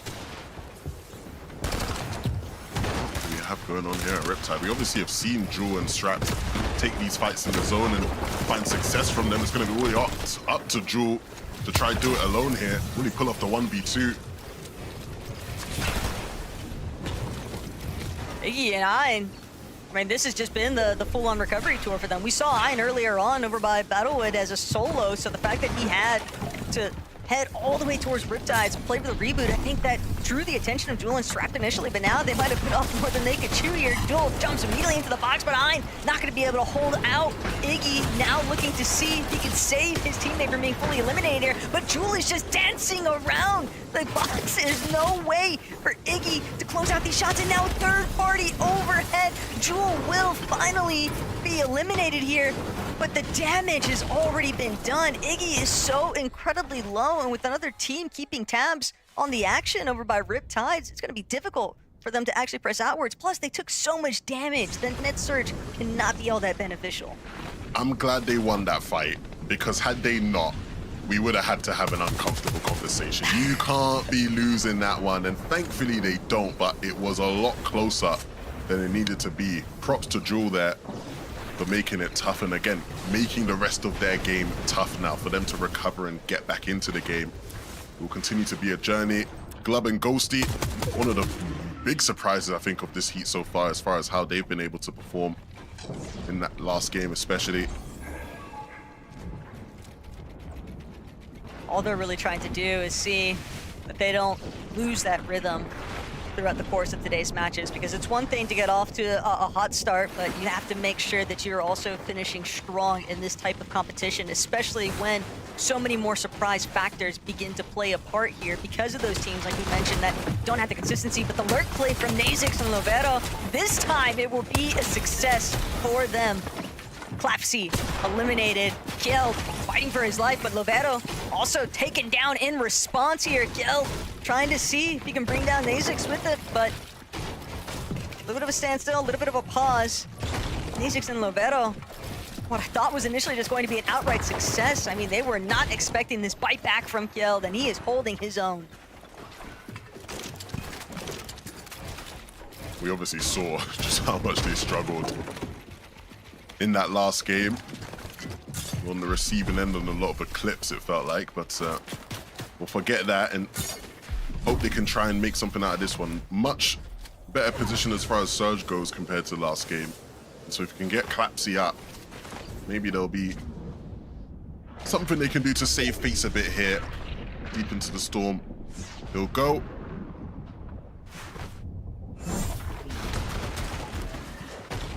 A little bit of a look back into where the success was. Lovero just full-on tunnel visioning there.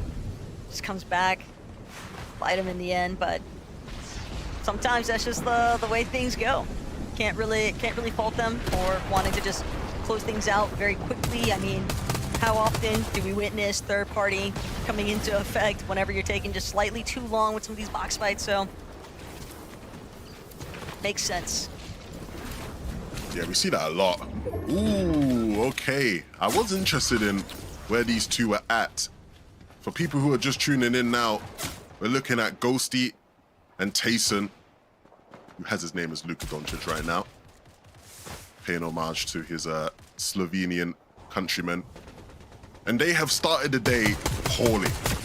Taken out off spawn in the first two games, not being able to rack up any points whatsoever. And here in game 3, finally getting an opportunity to put some points on the board.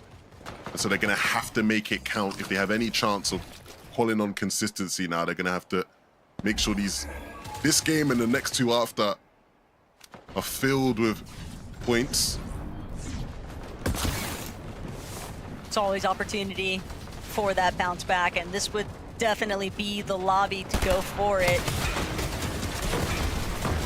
A lot of trouble right now, though, for mates.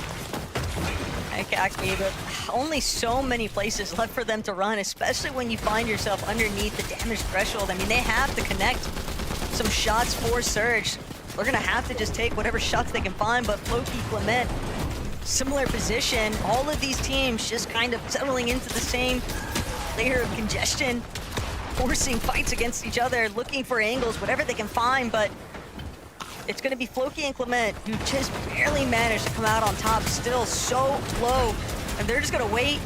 Mates is getting desperate now, just trying to break into their box, and that makes it all too easy for Floki to line up the finishing shots, but still only 42 above, so a little bit of wiggle room, but a long ways to go. Yeah, Flokito doing his best there. These two, again, if you've been watching the EU for a long time, you'll know just how proficient they can be in box fights, right? Always great when they have players running at them in those positions, the composure, the experience to know when to edit, when to interrupt people's momentum and their rhythm. And it was a great showcase of that there.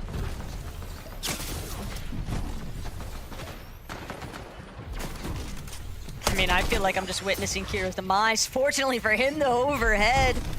He's got a little bit of siphon now off of Nazix, but he's still below on the overall Surge threshold. trying to see if he can get some additional tags from players looking to rotate in off those overdrive grenades. And 4 above now. Chiquito will be able to just try and send himself forward, get a little bit more towards that edge of zone. It's just tough here, 11, because he's going to be forced to drop all the way down, try to be out of sight, out of mind, wherever possible. And will get an opportunity to recuperate his shields to being full, but he's still going to have to find another refresh. And as a solo, that's just so difficult to do. I think the silver lining for him is that with the materials he has and the nades, you know, he can't go down at this point in the game, right? He's got to stay in there a bit longer. But when you have other things to worry about, like Surge being below, that becomes a whole different story. Especially when you have such a distance to rotate. Yeah, man, I think our friend Kiro here has been in much better situations. Let's just say that. His best options for maybe getting some damage, both rotating away as well. And so it feels like everything is out of reach for him. He's going to look for a shot here, potentially. He sees players in wood, but the opportunity doesn't find itself. You can't wait this one out, Kiro. You got to hit some shots. He's got some of the best aim in the region, and he showcases it there. It ticks him just above. Right now, Taco. But even with being above, he's still going to be forced into yet another fight. And it's not one that he's healthy enough to run on top, unless he can get the opening shot here. Zyron just immediately sent scrambling, but Kiro, he needs to close it out. Perfect timing, and that right there could be the difference between a handful of placements. But Kiro instead gets cut short on the runaway. Unfortunate scenes, but he did try his best. At the end of the day, it just breaks down that way. Yeah, ultimately, it took him a bit too long to get there, right? There was already too many players positioned in zone. And that's just an easy shot to take at a player still fighting in the storm. Wox and Vanya, they've recovered their game and are looking in a much stronger position. Wox with all that gold loot in his inventory, you want to see him fragging out, doing what he does best.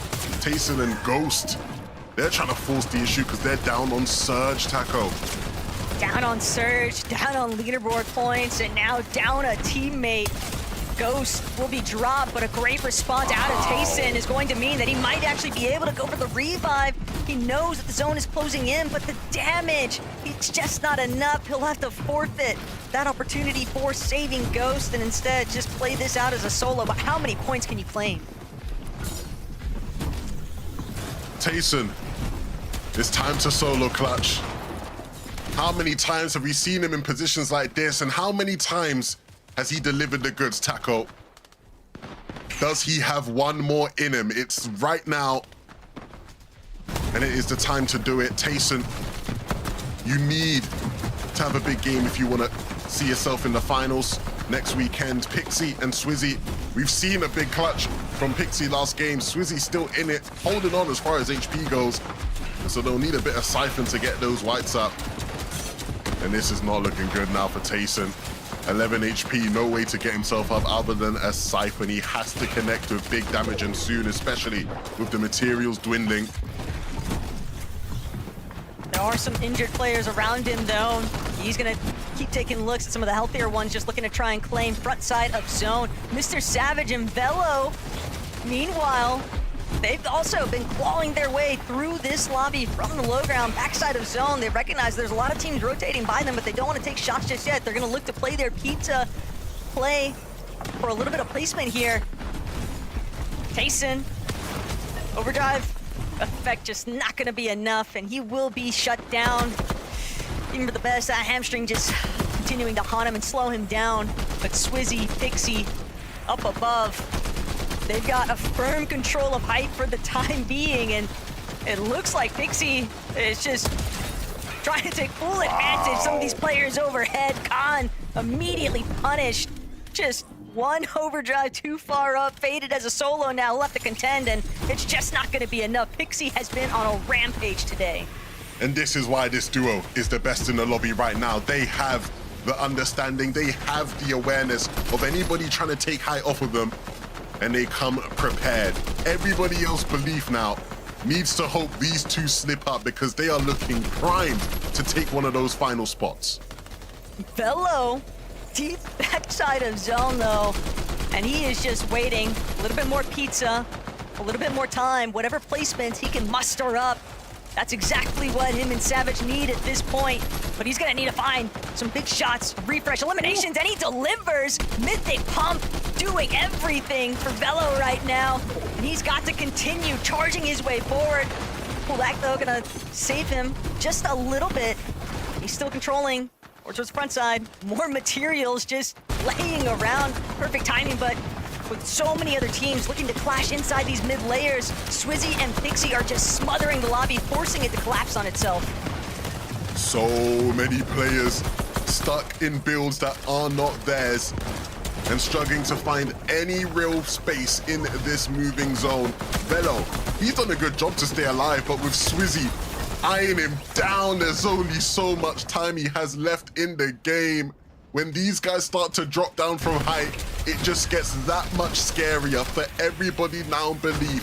Ju and Cantry have been one of the strongest looking teams in this lobby, but even they might face a big problem if Swizzy and Pixie come knocking.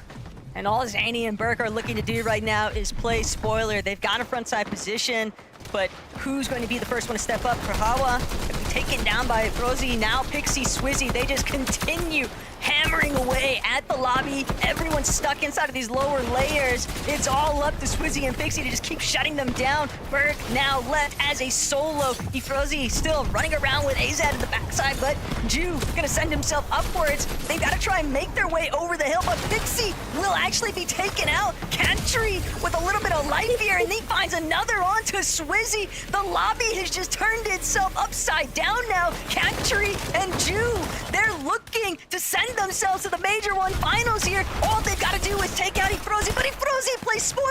Ju has fallen. It's all up to Cantry. Can he do it yet again for his teammate? A healthy duo underneath him for the most part. And Cantry, not enough HP, but he turns it around. Ju, one more time. Azat now 1 versus 1. Cantry on the other side of this wall. And Cantry fights it. Cantry's just better. The moment that he needed to deliver. And that is everything right now for Cantry and Ju. That was disgusting. He should never win in that scenario. Everything was stacked against him. The HP was low. 2 healthy players down beneath. He had already hit 2 crazy shots to put his team in a position to win. I said they might have a problem taking down Swizzy and Pixie. He proved me wrong. Then he proved everyone else wrong again. Cantry and Ju deserve their spot in the finals. Frankie, Taco. Oh my God, my brain. I can't. I'm just lost. I'm lost for words. I can't. The problem is, Levin, that I also melted in that moment with the wall jump at the end of that 1v2. That was absolutely wild, Mini Miner. And the great thing is, Cantry and Ju, they deserve this so much. They were second on the consistency leaderboard going into this game. Qualifying for the finals was inevitable, but what a way to do it. I mean, are we playing 0 builds here at the end? Like, nobody had any mats. It was all down to aim. And that shot from Cantry, it was almost a game of chess. They were both on either side of the wall. That was, like, such perfectly played from Cantry. And when Ju goes down there early on, you just think, yeah, maybe it's not their time. They're done well. They're put in a good shift here. Go next. But yeah, that's exactly what you need from someone like Cantry, from someone that has what it takes in those moments to find the shot to cast. So that is unreal. Yeah, what a way to close it. I mean, it was interesting because Cantry had less HP. He was a sliver left, and he still took the jump and the shot. He still had the confidence to hit that big pump, and after it connected, his ticket to the finals was secured. You talk about the consistency. They deserved it from how they've been playing throughout the day, but I'm not going to lie, I did not think that was going their way. Like, the way the switch-ups were happening in these last moments, you'd see they had height, they got... I don't even know how Jubot got taken out there in the last moment, but Cantry from nothing to everything closed it out. Look at that first shot. And this is the angle I want to see here, actually. Wait, who's gonna go first? It was just 0 builds, and then it was the final shot. I love it. I love moments like that in Fortnite. You just don't often get them to that degree and for this level of reward and results. So, you know, super happy for the guys and super happy that they could clutch up there. Guys, want to keep the games coming. What 2 more for you today. So we're all going to learn how to speak again during the break, and then we come back and then we will deliver some more analysis.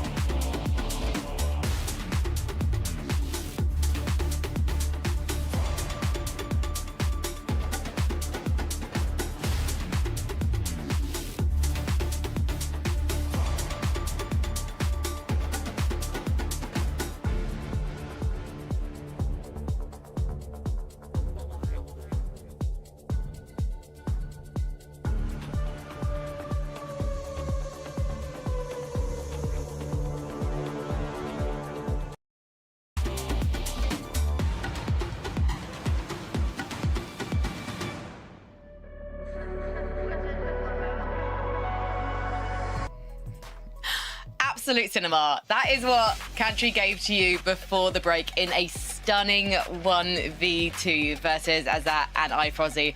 Plenty more to come because we've got 2 more games coming your way shortly.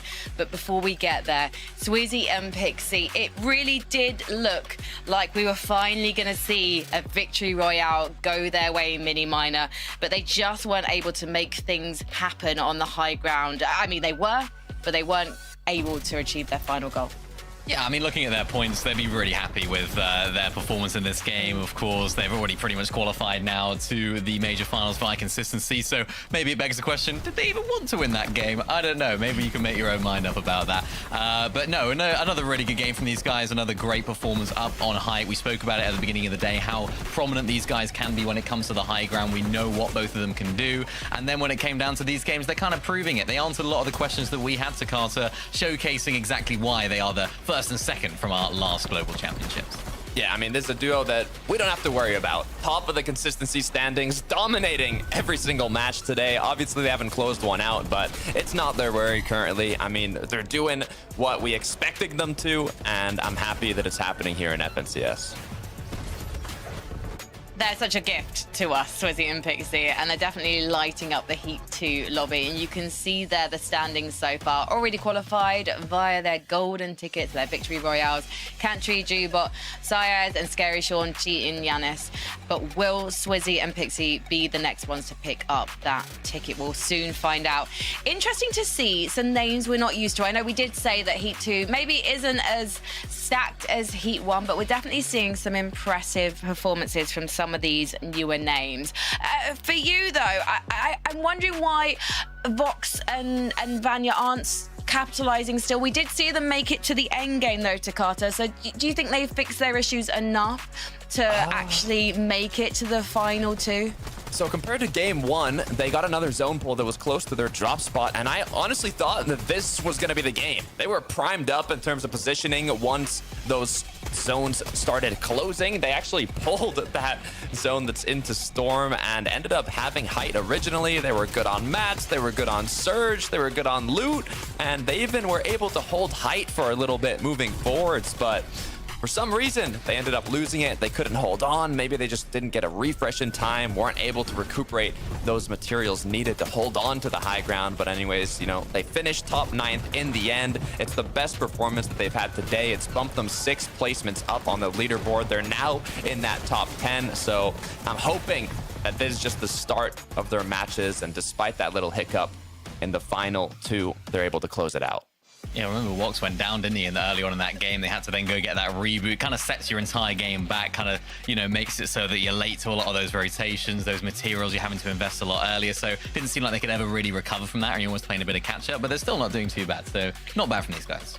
Let's scroll down. Let's see pages 2 and 3 to see who really does need to catch up or at least get themselves a victory royale despite the odds being stacked against them. Interesting to see Dandy Puzo and Werix, they weren't able to capitalize on their early promise in the Heat. But also, shockingly, Mr. Savage and Bello, they are really needing to have a solid game. And let's face it, the odds were stacked against them because they have such a contested drop spot, mini minor. Yeah, they do, but this is nice to see them making this end game right here. It's actually boosted them in the standings quite a lot. They got an 8th place here in this last game, and from what they were trying to do, it seemed like they were actually trying to play the Storm in that sort of 9th zone. They chucked down a couple of pizzas. They were hoping for that pullback, but it actually, to me, it seemed like they did it too early. The zone pullback did come in the 10th zone, and that's why Velo was actually able to stay alive. Lots of weight on his shoulders, of course, as well, trying to make his first grand finals. Not easy to clutch up in those situations, so big ups to him, but just seemed like they played that heal off and that Storm a little bit too early before that pullback came through. It's really interesting to see new names, as I mentioned earlier. Burke and Zany, they're 2 guys I'm not really familiar with, but they've been so consistent across the 3 games we've had so far. Takata, are you familiar with these names? You know what? I haven't seen too much of them, especially in this season, but in terms of them getting literally top 10 in every single match, today, 4th, 7th, 4th, almost top 5 in every match, they're right behind Swizzy and Pixie in terms of qualifying already through consistency. They really have not much more to do in these next matches, and honestly, I'm quite impressed.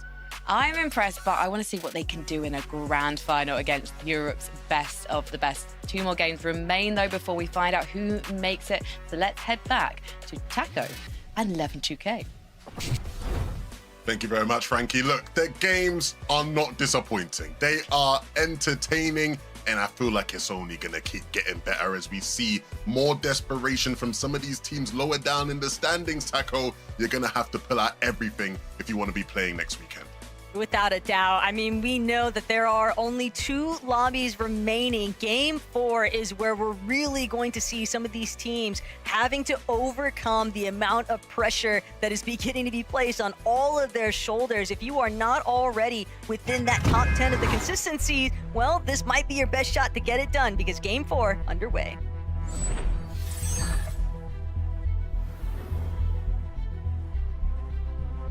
What I'm really waiting to see, though, Levin, is whether or not Tayson and Ghost are going to be able to go on the recovery tour of a lifetime. We saw them finally touch down on Squibbly in the last lobby, albeit it was with a little bit of woes behind it since there was a third-party intervention kind of tagging away, chipping away at their HP, but we did see them at least make it to the end game. It's just about pushing all the way through.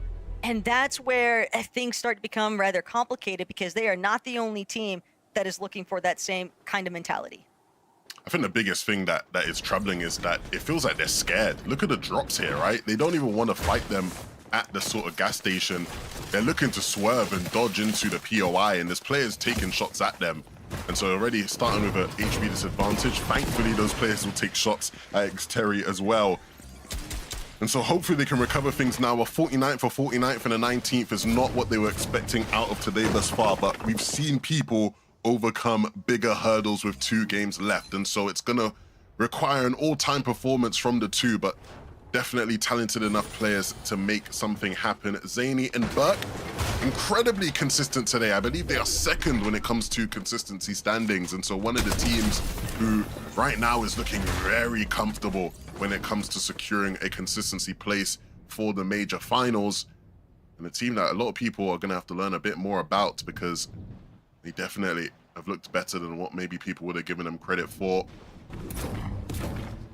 I think it's really just the momentum too. They've been consistently contested by Iggy and Ein, and yet have come out on top practically every single lobby so far, I want to say. And with that in mind, I mean, it's such a huge catalyst, I think, to a player's confidence. But now, Ghost, just at the perfect timing, managing to close out on a knock there against Adapted. But Tayson just dropped so incredibly low. Both him and Ghost are just not able to really duke it out with the HP. But Ghost does get the siphon, finds the body there, but he had to split away momentarily from Tayson. So now Xterry will also have the opportunity to kind of recuperate his shields too. This is a tough spot to be in. This is Major 1 Finals, avoiding Last Chance Qualifier, potentially on the line here right now for Ghost and Tayson. You can see Ghost, he's looking to see if he can find an angle on this shot. Through some of his old builds, but Xterry is not going to make it easy for him. Ghost with the jump overhead and the crushing finish there now out of Xterry, but they've been collapsed on. Teams witnessing what was taking place elsewhere. Zoomer and Fury fully at the winning point. It didn't matter who came out on top of that. They were bound to fail with the 3rd party coming through. A disastrous outcome for Tayson and Ghost in particular, who again will be on many people's prediction boards to qualify. They only have 2 games to muster up enough points to maybe squeeze their way into the top 10 most consistent teams. It is going to be a massive mountain to climb. Crete has his own mountain to climb now in a 2v1 here. That doesn't look too favorable. And the worst part as well for Crete is just knowing that they are so much closer in terms of consistency. 65 points, but V's gonna be taken out. Faded and Khan have rolled up to the vicinity now. They're a little bit local, but Faded will be sent the opposite direction off that overdrive. A little bit awkward here, but it's not gonna deter them too heavily. They are still looking to chase this one out.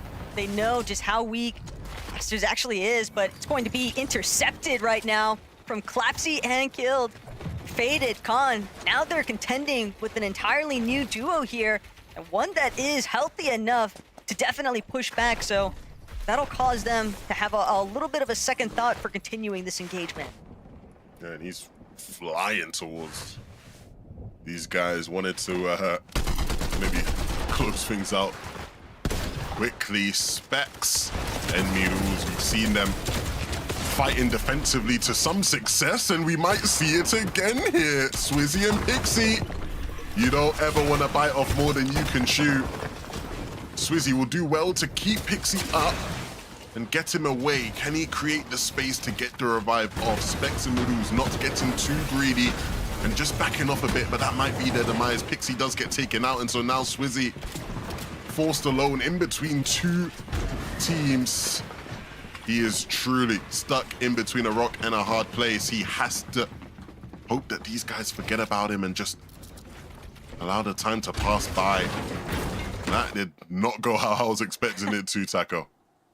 If anything, it might have even indirectly helped Swizzy out a bit with that third-party presence, but Forge and Nagi, they're not going to stick around, and surely Miruz Specs are going to realize this. And they know what kind of contenders those two can be. Checking in though to see what actually happened. Faded and Khan are they're punctual. They're willing to put an end to everything that they start. And the fact of the matter is that's just another 3 elimination points that they can add to the count. Extracito though, alongside Dora, they're looking to go big or go home realistically. These lobby points. Every elimination, every single placement is going to be the difference maker. We saw how much of a nail biter it came down to in yesterday's heats. How so many teams were able to actually overlap and overcome in the final moments there to just squeeze themselves into that top 10 for the consistency side of things. But for Dora and Extracito, it's only Cora that remains. Misha having already been eliminated pretty early on, but Overdrive Grenades just sending them a little bit more scattered here. Or trying to buy some time, but that's going to be the last overdrive. Now it's all about, can you tuck yourself away in the build long enough? Just delay. A lot of pizza slices here, at least. But both sides being aggressive. Dora, though, not able to find the closing shots. Fortunately for Dora, Exorcito is right there. Back him up, but a little bit messier than what they would have hoped for. Yeah, almost gave the 2v1 away.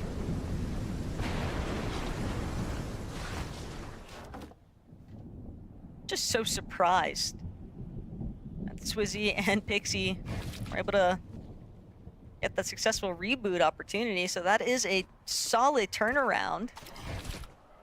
O'Reilly and Reason, though, they've done a great job. We touched on it a little bit in the last Lobby 11 in terms of Reason and O'Reilly just looking to play largely for the consistency metrics. And while they are still inside that placement area, it's a little bit too close for comfort. They want to try and see if they can further overcome, see if they can continue to build up on that leaderboard section. And I believe all they really need to do is stay true to their methods, because so far it has worked out relatively well for them. Checking back in though, Mr. Savage and Velo, that solo clutch out of Velo to turn up with the 8th place finish. It was a huge difference maker in their leaderboard standing. Yeah, I mean, again, now if you're a Savage fan, you're gonna hope that they can really just squeeze as much out of the rest of these games as possible. Time is ticking away.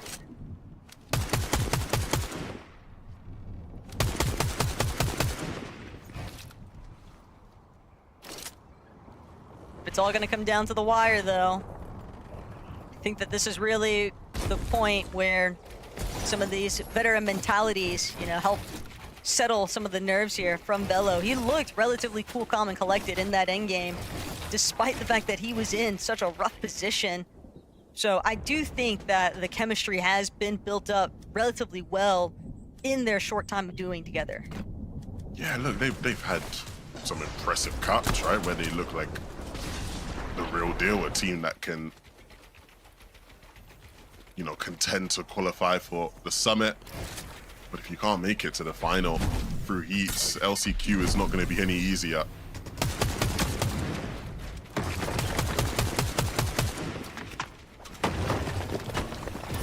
Vanya and Walks really just trying to establish a little bit of building side control, claiming a lot of space right now, kind of keeping Kaisers and Gonzo at bay too. The main thing now for Kaisers and Gonzo that they're gonna have to take into account is it won't be easy to rotate off without Walks and Vanya potentially moving first, because you never want to get pieced up along the way. Yeah, I feel like for these guys, there's a lot to prove. In the case of Gonzo, especially, but he has looked good so far in 2026. Newer talent emerging onto the scene. Seti and Rax. Much more to be desired if you're a fan of these two. And for Seti to miss the finals would be his first final missed since 2021. Wow. Chapter 2, Season 6. That was my second season on the broadcast. Back then I was a new up-and-coming analyst next to Resub, eh? Well, now that you're playing Mr. Worldwide, you know, doing the whole hosting, into the analysts, into the casting, when are we gonna see you back in the playing? You know, you might as well hit the player side of things too. Just go fully on tour. Trust me, nobody wants to see that, Taco. I want to see that. Nobody wants to see that. We'll spare the viewers that sight. You never want to cut yourself short there, man. But look, Polish Cat, Petro, Kiruo, Trexer, just so many teams that have had issues.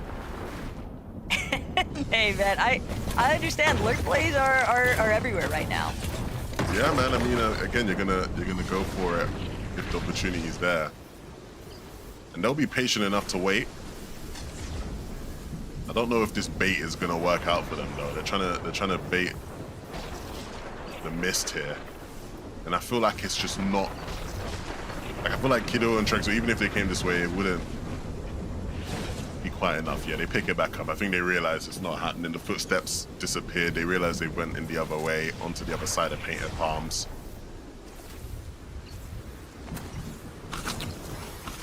This was still a pretty big commitment from this duo. Ooh, hold on. They're moving in the right direction. Trexel might come to this side. Are they gonna get it? Oh, I hate watching these sometimes. I just, it's the anticipation. Go on. Hey, they needed that one though. Kiruo eliminated. Now Trixer sent into a little bit of a panic here. This duo just continues trying to see what else they can gather. That's certainly going to help them in the surge department. And the 3 med kits to boot, because with Trexer and Kiruo having stuck around for so long, surely they had to have some form of white heals to be playing Storm in the first place. It's good to see the patience paying off for them though.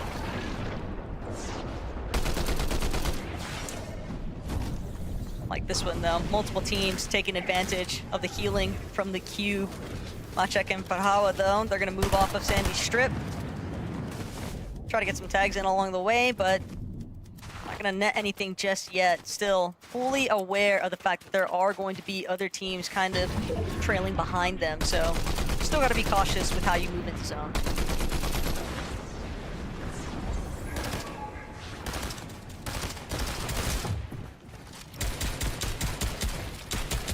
Pixie and Swizzy. They've been the most consistent team on the day that hasn't been able to pick up a win. And they looked in a good position to do it last game, but unfortunately, Cantry had something to say about that.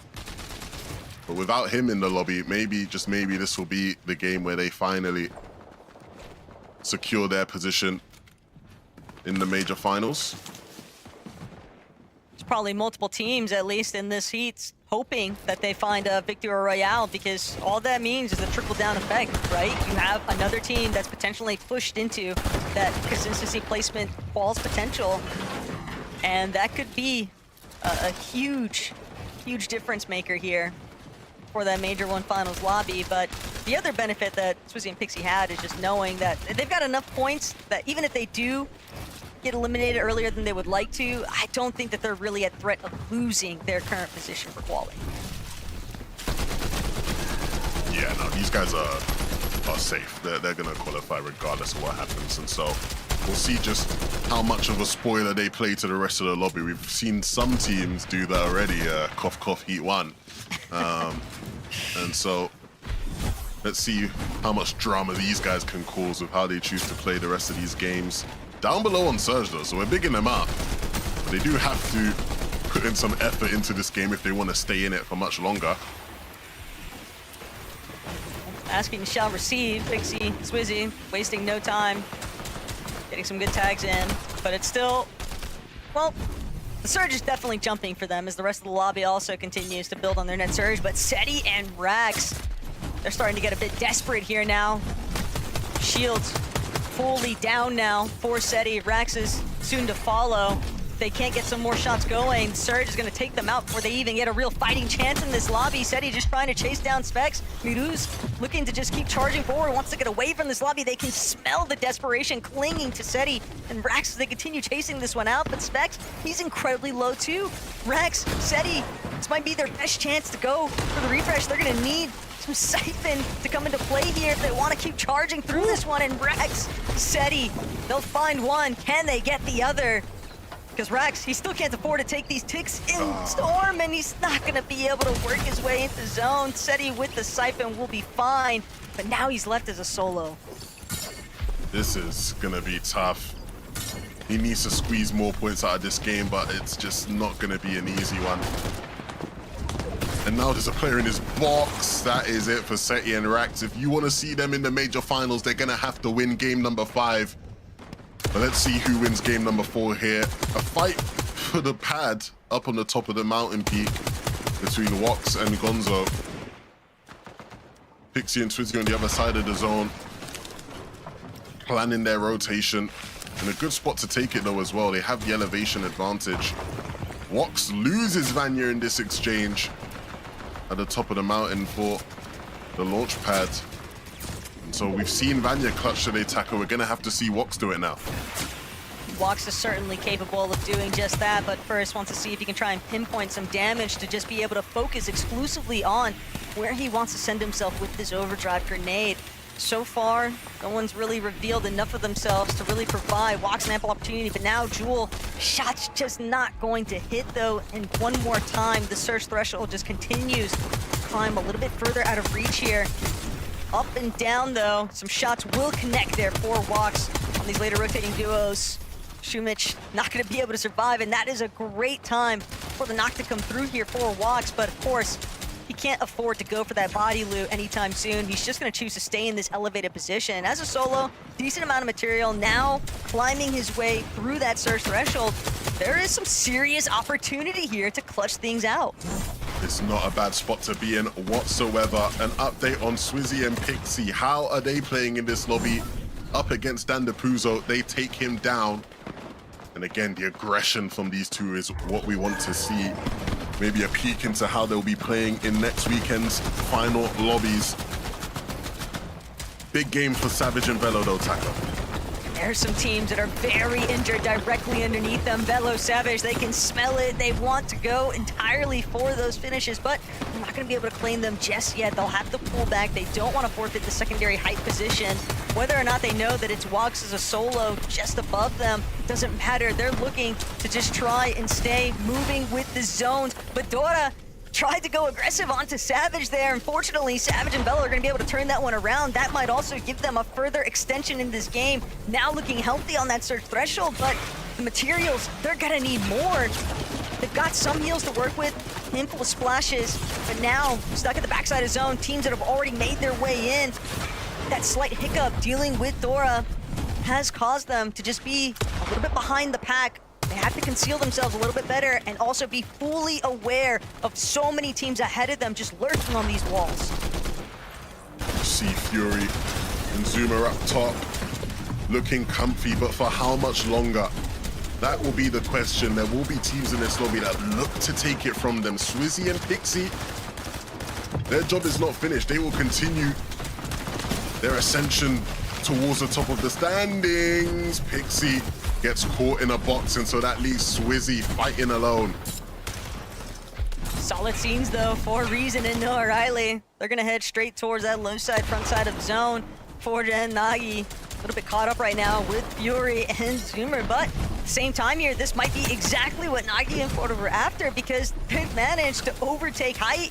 They don't have a whole lot of materials, but it might not matter with the way that the zone is pulling. They're just going to choose to continue ascending upwards. They've got front side position, and they're looking to just try and suppress everyone else. Gonzo still sticking towards that low tier, but Noah Riley and Reason could really play a lot of the low ground here. They've got so much material. They're just going to keep claiming some space, but Reason, I think his intentions might be to go up. I don't blame him. You know, that's where he wants to be. It might be too high for him to keep climbing, though. Just enough to get up on some elevation. Forg, Nagi, oh, dearie me. Forg will take some 4 damage. And they will look up now for height and see nobody there. Nagi in the storm. He can't get down. Maybe he might have the element of surprise here, Taco. Problem is, whoever he drops on is likely going to be able to scout him out. Fortunately, the materials are going to be enough, but it's Gonzo who gets ruined in the process. Nagi needed that shot. He needed the siphon, but he's still trying to play from inside the storm. He's got to play catch up. But shot got to be another one. Nagi is just fully locking in despite Forge's slip up. It doesn't matter. Nagi is not deterred. He knows just how much they need every single one of these placement points. Noah Riley, Reason, they're not looking to meet the same fate, though. They've now comfortably taken over the high ground, and Nagi, his run might be cut short here. There are 2 players that the fans in Dusseldorf will want to see winning games, and that is Noah Riley and Reason, and this just might be their chance to secure a spot to do it. Noah and Reason up in the skies looking to shock their opponents into the storm. We've seen big clutches already in this tournament. But will this just be the classic height win from Reason and Noah? How many years of competitive Fortnite have we seen them do this? Too many. Noah and Reason will be playing in our major finals. That is what the fans wanted to see, Taco. And they were looking so solid throughout the course of the lobbies earlier here today, Levin. So to see them finally bring one home, that's got to be a huge celebration coming through for Reason and Noah Riley. But Frankie, what do y'all have to say? That was as smooth peanut butter mini miner. I feel like we called that win probably in the 10th zone. Yeah, we did. It was just frenzy up on height. It just seemed like everyone was trying to go for it, chopping down, so many players trying to take it. And at that point in the competition, everyone's trying to go for it. Some of the teams that are further on down to Carter, they need a win, so they try and go up and just do anything that it takes to get there. But sometimes it just takes that experience. It takes that that level of patience, I suppose, from a team and 2 players that have played for such a long time at the top level, just to know it's all right. We'll play our maps. We'll try and find some refreshes on mid ground and then take the height later on down the line to win the game. Yeah, this does really put a smile on my face. We talked about it earlier, but I mean, back in 2024 duos when Reason was playing with Vidil, they were the best duo. They were getting top 5 in all the majors. They were looking incredibly strong. Trios just didn't quite go their way, and once the season started, Reason couldn't find that duo that he worked well with, even trying to play with Vidil. Now ended up with Noah after switching countless times, and we weren't really sure how it was gonna go. Both the players have the experience, but just in terms of season performance, it wasn't quite living up to our expectations or more what we wanted to see from each of these players. And now they have done it. They have got themselves a slot in the major finals. This is what you love to see. There are 11 more spots in those finals up for grabs and 1 more game to go. So let's head to a break. And when we come back, we'll be getting things ready for game 5.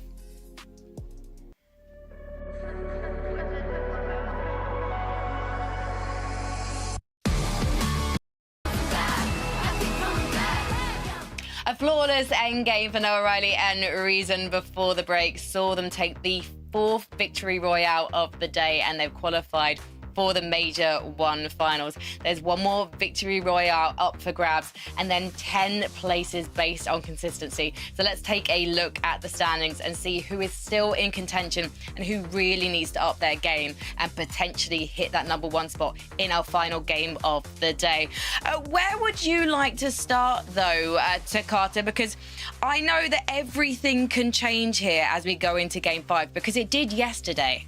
Yeah, I mean, the pressure is on. As a reminder, despite 10 duos qualifying through consistency, it doesn't mean it's top 10 on the leaderboard. It's actually top 15, including the duos that qualified through the VR. So if we look at that 15th place, the current cutoff is 101 points. Now, mind you, yesterday, the cutoff going into the last match was 96 points, and it ended at 143. It was consistently going up throughout the day, but for some reason, that last match had a big gap for that cutoff, a big range in terms of how many points changed. Now, I'm not saying it's going to happen again, but even the players in the top 10, especially the players down here in this section of the leaderboard, the pressure is definitely on.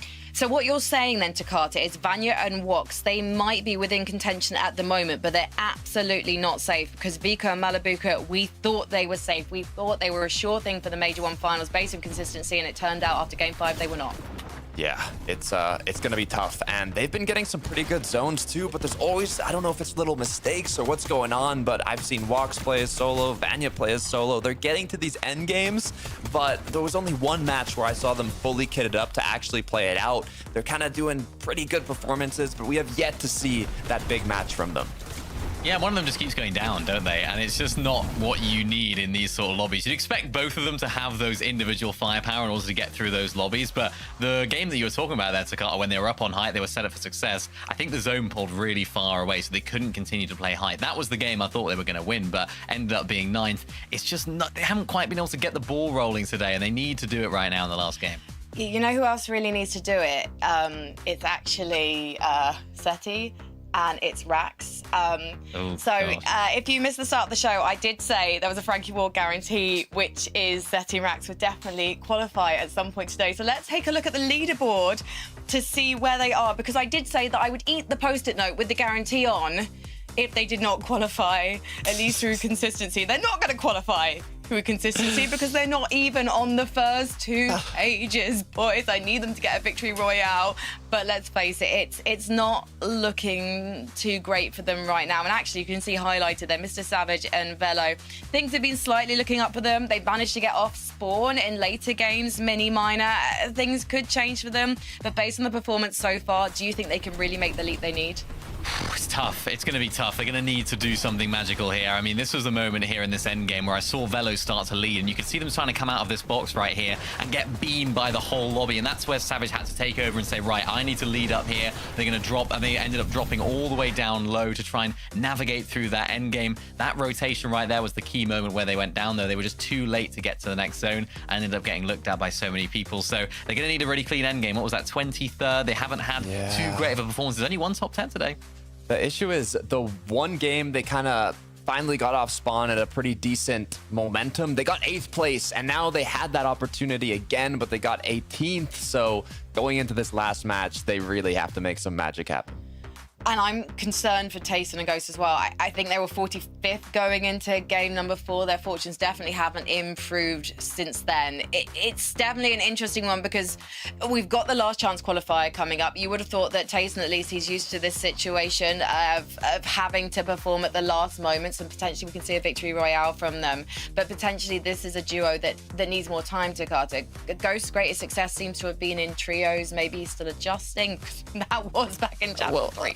Look, he did qualify through a win. Ghost, it was game 3, but we're past that. There is one match left. So, I mean, hopefully, if they qualify, it has to be through a win. Like you said, 45th place. They've got 20 points. Consistency is not going to be the route that this duo has to take. Yeah, it was weird. I mean, even off spawn there, they were kind of a little bit more scared to fight off spawn, which is not what you'd associate with Tayson. And now maybe he's regretting the decision to play with someone new and upcoming. Maybe Ghost is regretting the decision to play with someone a bit more experienced. It's going to be interesting to see if they even stick together for last chance. Literally, production is trolling me. They found Seti and Rax 36th position on the leaderboard. They went down 4 places in that last game, Mini Miner.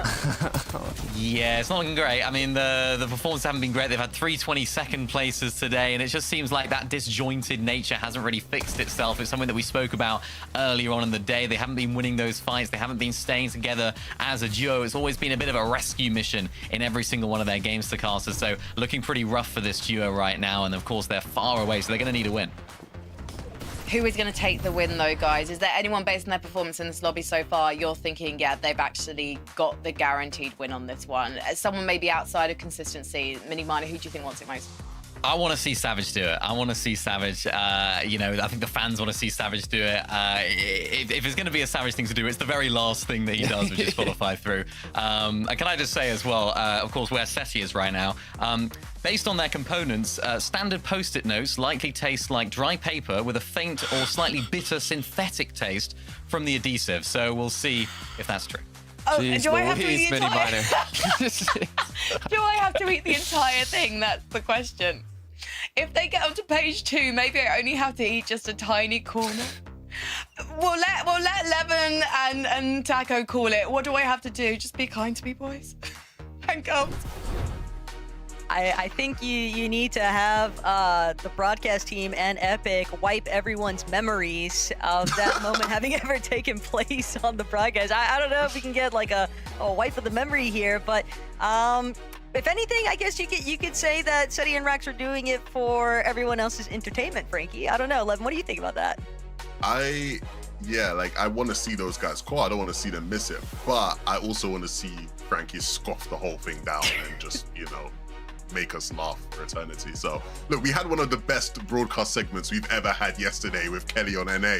We might get the second best ever if this happens now with Frankie. So fingers crossed. Hey, look, big game coming up. It's all on the cards. I think everybody now realizes the urgency, the severity of the situation. You cannot let this moment pass you by. You have to make this your game.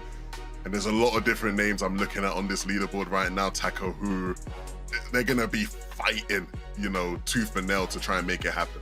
Yeah, I'm expecting things to get kind of ugly out there, Levin, because even when you factor in top 23, it's all way too close for comfort, but we don't have to wonder. We'll get to see exactly what happens. Game 5 underway.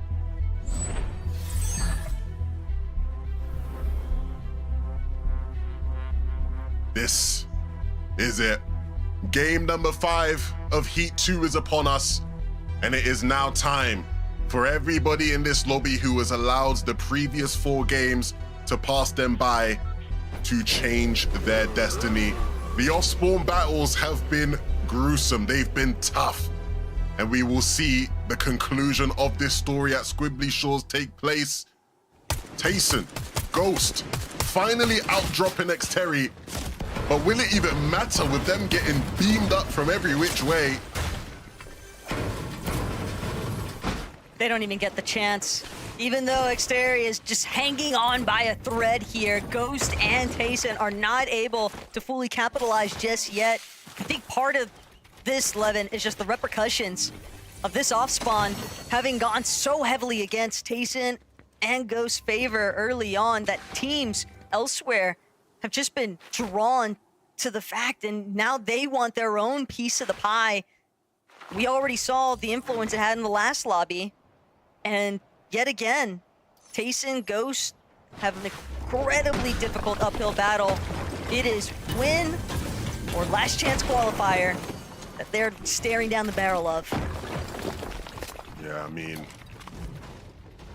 again, the reality is many people want to see it, right? You want to see it because we're big fans of these players and their history and all the amazing moments they've shown us. But the reality is, Taco, is they haven't showcased any ability today to be able to inspire that level of confidence. And so at the end of the day, it is a hope, a dream, a wish, a prayer, whatever you want to say it is, that is going to have to come through right now if we're to see some of our favorite names make it. Doesn't help either for a team like Frenex. When you're sitting at 68 points, sure, 100 might look out of reach, but realistically, one good lobby could be the difference. But Frenex brings Polish so incredibly low. Thankfully, his duo able to back him up, so they will keep the ball rolling here in this final match of the day at Painted Palms. Things just a little bit too dicey. You can definitely start to see some of the discomfort and just the overall nerves beginning to reapply themselves because teams are recognizing the fact that this is their last opportunity to try and avoid the last chance qualifier. Ice in your veins. That's what you need here. You can't be nervous. The moment can't be too big for you to handle. We're gonna see a Fizz shock play right happen. They will actually catch them out. Collapsy, that is beautiful. They needed that, that's for sure. Killed. Just trying to see if he can keep gathering that momentum. With Clapsy being so healthy, though, it'll be very easy for him to now take over the aggressive front. Jax, though, getting to benefit just a little bit off of that Flowberry grenade. Slightly unfortunate, but still not going to prevent Clapsy from finding yet another 50 chunk out of that shield. Killed. Now completely healthy, back to 200. Willing to just try and dive back in. His duo's already finished the sequence of events, though, and Clapsy with 2 solid eliminations here. Yeah, and the reality is that's 2 teams that are trying to fight their way in. A replay of this one here, look at that. Knew exactly which way he was gonna exit the box and had the piece ready. Ghost and Tayson forcing the issue here a bit, getting a bit aggressive. I say that as they disengage, but they have won, which is inspiring. They're gonna need many more though, Taco, if they don't get the win. And earlier today, you know, I'd asked you, hey, game 1 definitely didn't go in their favor. Do you stick to the plan, or you know, at this point, do you begin to start to try and reevaluate? And I do feel like they are at a point here where they don't necessarily need to abandon everything that they've been practicing leading up to this secondary heats. It's just a lot to contend with. Nah, rip it up. Whatever the plan was, rip it up. Put it in the shredder. Get rid. You have to trust your instincts now. I think when you look at Tayson as a player, his biggest success, the best era of his career, what was his biggest advantage over people was his instincts, his intuition on the game. And we're going to have to hope he can rely on those here in this final game to carry them through with the talent of a Ghost, the young Greek fragger who, again, has showed promise. But on this stage, the biggest stage he might have been on thus far, you will have to deliver for Tayson.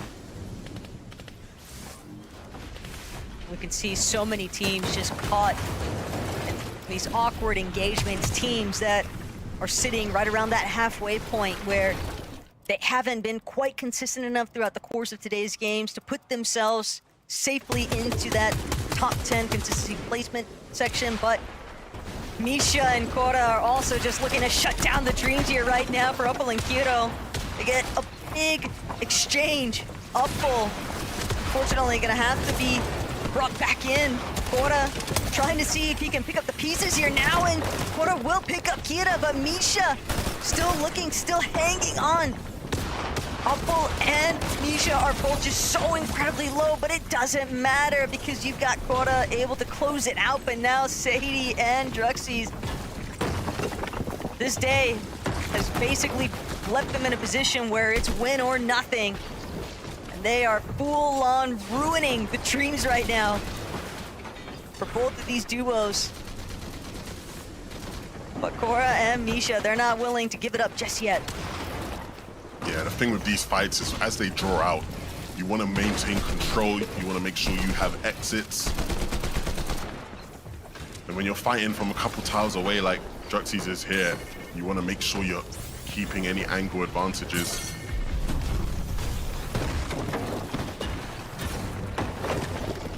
Still just haven't been able to really draw in fully onto where Misha and Cora are at, and I fear that this has kind of just fizzled out now for Sadie and Druxies, but they're still willing to give a little bit of chase. They know that they're going to need a big showing if they want this day to not result in just a last chance qualifier appearance. But for Misha and Cora, this could also be the moment that is able to essentially jumpstart their ability to make a really solid endgame finish. It's good placements, good eliminations, but that's not going to be the case here. Sadie will find Korda, and Druxy's on the other side. Cuts off Misha. So that will be the conclusion to their Major 1 finals for the time being. It's all up to the last chance qualifier now in that duo. That's going to be something we say for a lot of the different teams as this game continues to tick on. Druxy and Sadie trying to make sure that we're not saying it about them. It won't be easy. With Dora and Extracito knocking on the door. They're running out of whites. Dora gonna need something soon. Gonna need some of that. Got plenty to work with. Maybe the pizza. This is... Well, we saw one Spanish team with success earlier today. Extracito and Dora. They might be able to turn this in their favor. That's a really nice shot to connect, but Extracito doesn't see it coming from the other direction. And now that pizza will come into play, but Sadie is absolutely shutting teams down here. Extracito still trying to look if they can slide around. A lot of wiggly movement here. It's making things difficult for Druxy's and Sadie, but having lost your duo, that is a big blow. That's a problem when you're trying to take fights in the storm and your only whites is pizza, right? For you to use it, you're gonna have to drop it down. Ideally, you know, it's gonna be in a moment where you have a bit more time and space to work with, but the flow of these fights just doesn't go that way, right? You're gonna take a big shot, you're gonna need your teammate to regroup with you. That allows the other team to come in and just pressure your walls, and that's exactly what happened there. It's not as free-flowing as maybe if you're working with splashes or something else, right? To sort of dance around with. I feel like this exchange has also just gone on a little bit too long here for Druxy's and Sadie. They will finally be able to close it out once and for all. They are the final duo left standing here at 4 Fields. 4 eliminations as well, but with how much time they just spent now having to make their way into zone. Granted, their net surge is probably looking pretty solid, but on that same note, you still have to push past teams that are just going to be settled in much better positions in comparison to a duo arriving so late.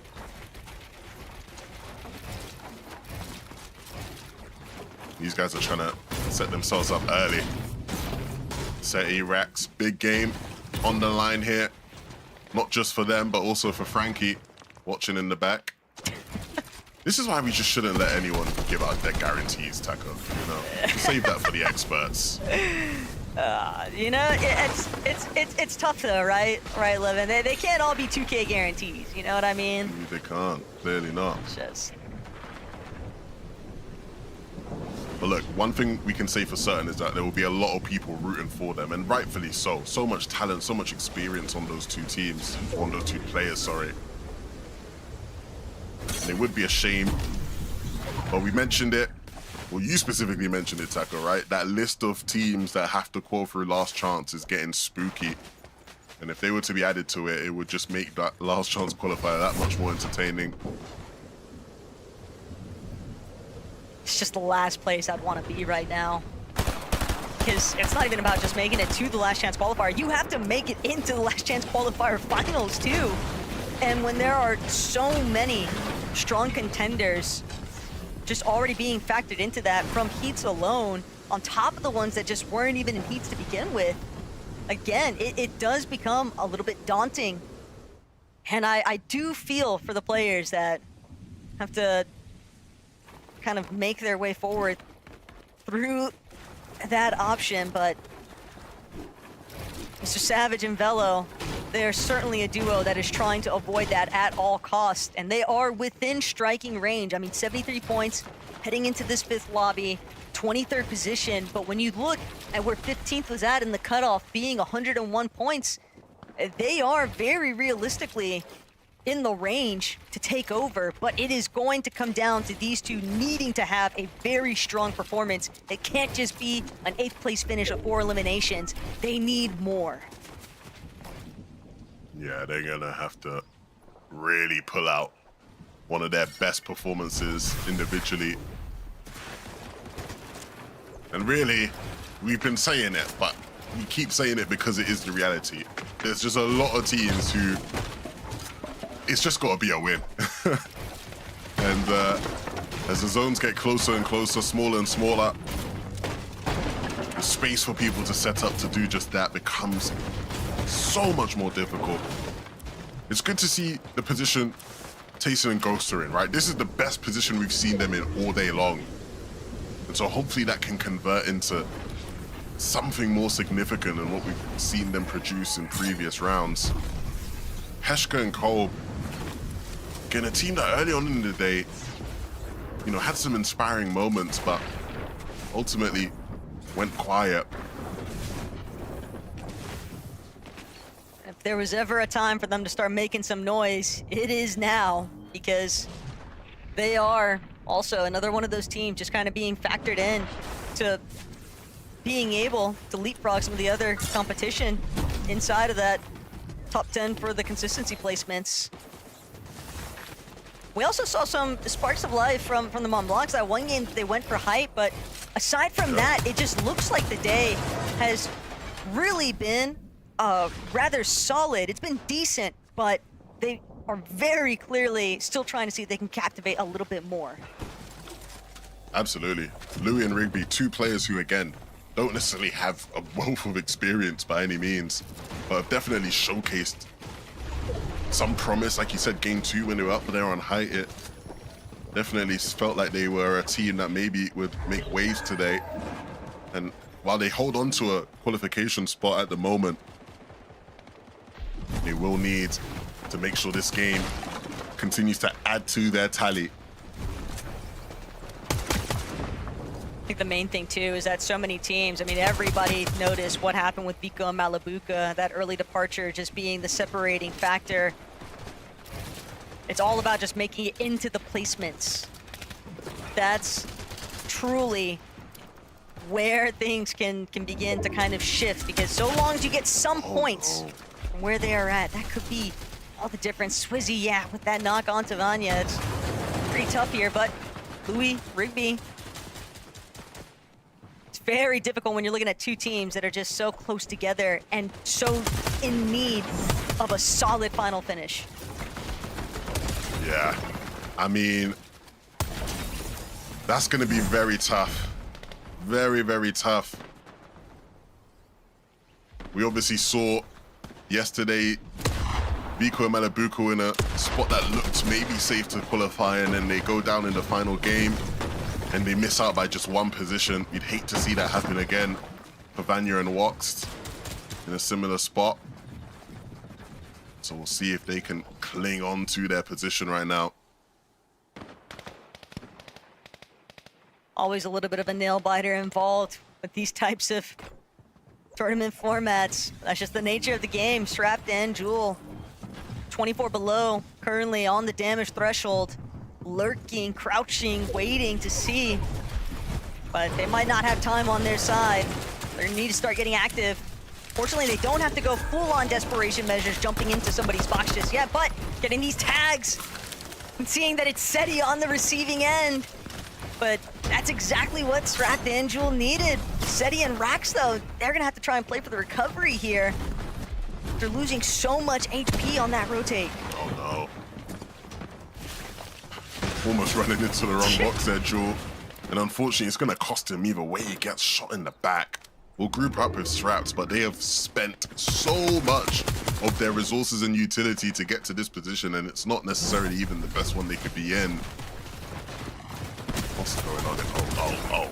Oh my goodness, Khan.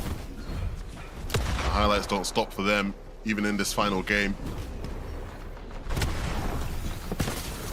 Mr. Savage, Velo, just trying to make it forward, but Savage has fallen. It's all down to Velo. Fury just doing what he can. Velo needs to connect with the shots. A little bit of shakiness there, but he holds strong, at least for right now. 180 on the Chug Jug, 4 splashes. A mythic AR, but Velo, he's got the whole world in front of him. And he's trying to crack it wide open, but on the front side of zone, there are just so many other teams that he has to contend with. Zeddy and Rax down in the low ground, front side. Ifrozi will be taken down, but they need to get the finish. They need to get the materials. Azak gonna be able to cut them off just a little bit, cause some slight delay here. Zeddy and Rax, they are just not healthy. And with Surge ticks now, tipping away at their HP bars. Rax and Zeddy, they're trying to make a move, but they need an elimination. They've got to just go against Azat. But Azat's just not giving them the opportunity. He's just holding them at bay. He can tell that they're injured. He can tell that they need this more than him. Even without his duo, he's still willing to just force Zeddy and Rax now to push off here. And so many of these teams, Levin, it's just starting to fall apart. How many of these players right now are just holding onto a thread? Their dreams of the FNCS final slipping through their fingers. Seti falls, and Rax now has the weight of the world on his shoulders. With just 9 builds and no shields, stuck in the zone. He can't even get out of the zone. He's trying to break a tree. The medkit pop will keep him alive, but not for long enough. They will be bound to the LCQ.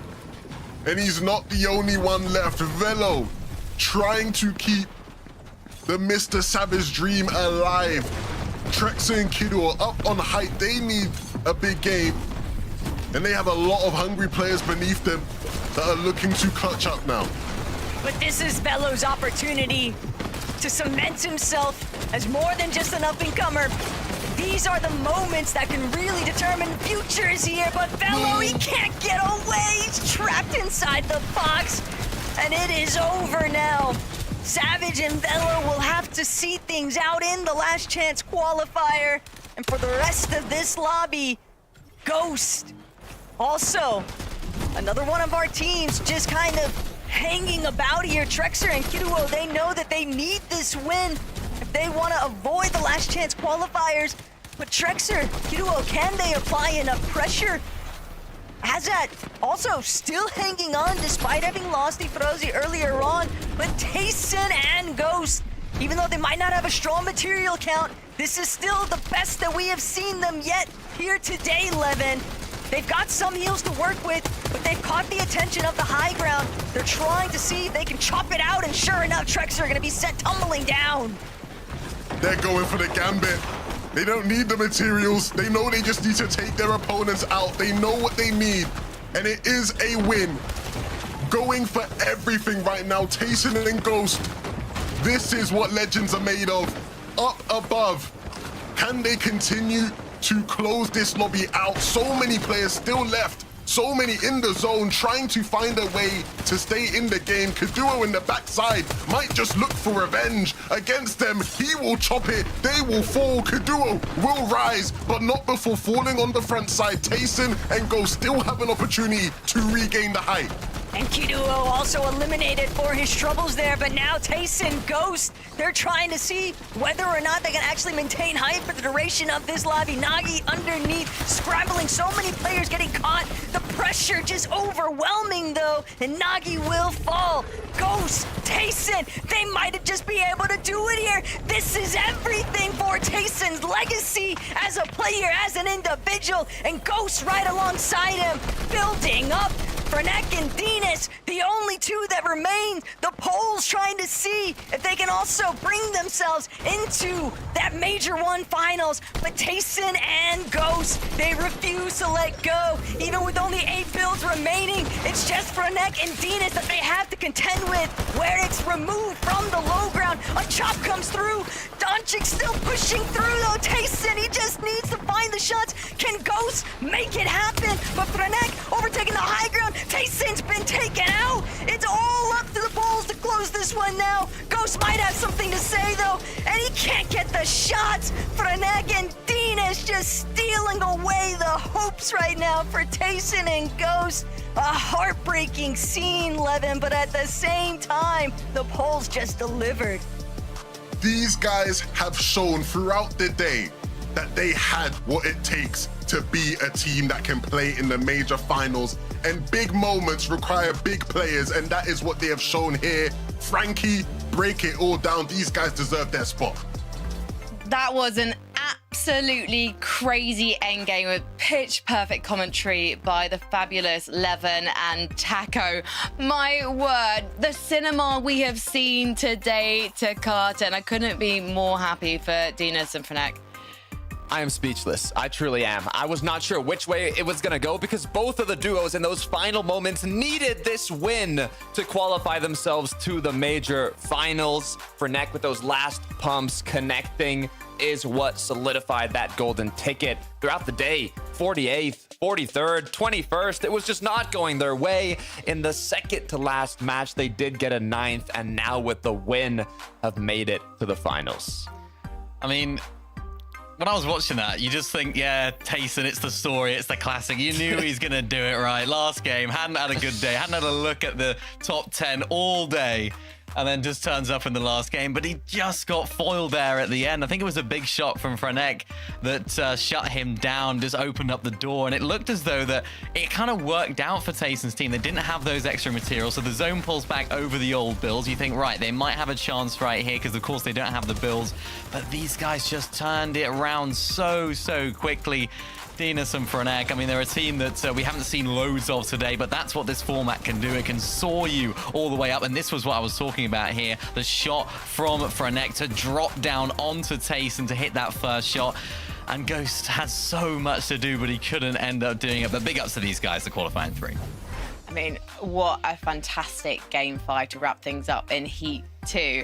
With Tayson and Ghost able to perform like that under pressure, I think they've got some good chances in that last chance qualifier on Tuesday mini minor, because there are going to be 5 games. There's 5 spots still up for grabs. Hopefully, though, they're not going to leave it until the last game. Yeah, hopefully not. Hopefully they get there, of course. Hopefully they qualify through. Hopefully they stick together as well, because, of course, sometimes you do get some team switches, especially when they are newer players coming in. Maybe Tayson's having questions. Maybe Ghost is having questions right now, because I know Ghost even played with a different teammate for the first Divisional Cup this season. So I hope they do stick together. I hope they work through some of those mistakes. A lot of off-spawn troubles for them, really, when you look at their day as a whole. And it just all culminated into this performance at the end where you thought it was going to happen for them, but it was just too little too late to Carter. Yeah, I mean, even leading up to this, you know, their expectations weren't at an all-time high, and it was a difficult drop being contested not only on their spot, but from the west side as well. They finally were able to make it to an end game. They did not disappoint in that end game until the final moments where they weren't able to close it out. So, you know, I'm hoping that we see more of them in Last Chance. I mean, you can see how confident they were playing from height. When you talk about experience, I mean, Tayson, one of the GOATs of EU, competitive now in a bit of a rough patch. It's all going to be up to the Last Chance qualifier for this team if they end up playing together, Mini. He'll be back. Tayson will be back. I talked about it at the beginning of the day. Had a bit of a rough patch in duos. Had those random run of 15th places that, you know, 3 or 4 or something in a row, and bounced back from it in trios. So hopefully he can do that on a more smaller scale now and bounce back in the next few days, because that's when they're going to be playing next. So a quick turnaround for them, but I'm sure they'll do it. The thing that's interesting about this, I think, is maybe if it was Major 1 last year, maybe they wouldn't be looking to change duos for the Last Chance qualifier. I mean, you've got so little time, but also there's another couple of majors to qualify for global championships. But 20 spots for EU are on the line for Major Summit 1. Everyone wants to go to Dusseldorf on the 30th and 31st of May. You can't get there if you don't qualify for the Grand Finals next weekend. Let's take a look, though, at who has qualified. Starting with our Victory Royale winners, let's just remind ourselves, Cheaton and Janice getting it done in 1 at the start of the day. We've got our Spanish duo, Takata. You were celebrating them taking it in game 2. That I was. Scary and Syaz, they got the job done. Also, we have more very big names that made it through. I'm excited to see how Reason and Noah perform. I mean, Reason being a German legend, hopefully gonna have the shot to play in Germany later this year at the Summit, but they still have to get the job done in the major finals. Every crowd on LAN loves him, so imagine him in front of his hometown. Actually, I don't know which city he's from. His home country crowd, I should say. Now, let's take a look then at the 10 duos who've qualified through consistency. And there you have it. Kandri and Ju, it's not a... Oh, hang on a second. I apologize. We're looking at the standings. I'm so sorry. So let's actually look at Swizzy and Pixie. It was inevitable in 6th position. And then let's cast our eyes down. Who made it across the line? And there you can see in 18th position, Vanya and Wox did not mini minor. I mean, this last chance qualifier is looking stacked. I don't even think there's 5 big name teams. Like, there's too many big name teams to qualify through those 5 game wins. Like, there will inevitably mathematically be an upset in these last chance qualifiers. And even talking about like switching up teammates, usually when you do get into the last chance qualifiers, the pool of names of which you might want to switch with, it's not that strong. It's not that talented maybe because all the big teams have already qualified through, but there's so many big names to cast here that are yet to qualify through. So it's going to be an absolute banger. And we're only in Heat 2 here. We still got Heat 3 tomorrow. Yeah, it will. Look, I also want to shout out Dandy Puzo and Werix. They went up 11 places, putting themselves in qualifying range through consistency. We saw them in the first match of the day. They got 2nd place. They were just outside of getting that victory royale to qualify. But then after that, 30th, 28th, it was all downhill for them. It was looking like they weren't even going to make it, but they got 3rd place in this last game, jumped up on the leaderboard, and did make it in through consistency. So shout out to them. Can we also just quickly give props as well to Rigby and Louis, the Mont Blanc boys? We did a little bit of research and a bit of Googling. It turns out they seem to be from the UK mini minor. Yeah, from the UK. Also never made a major final before. So I always like to see players that are making their first major final. So it's nice to see the UK represented as well. So yeah, big ups to those guys. Really happy for them. They had a really solid sort of starts the game, or starts the day and end to the day. So they look really strong today. Yeah, I don't think I'm going to have a good end to the day, guys. Why's that, actually? Yeah, Remind you the might viewers. notice. Why is that? Why don't you let them know? So I'm not making it to the top 15. It starts with an S. Maybe do it with an R. What's the correct technique for this? Because I'm just gonna source this out. Actually, you know what? Oh my god.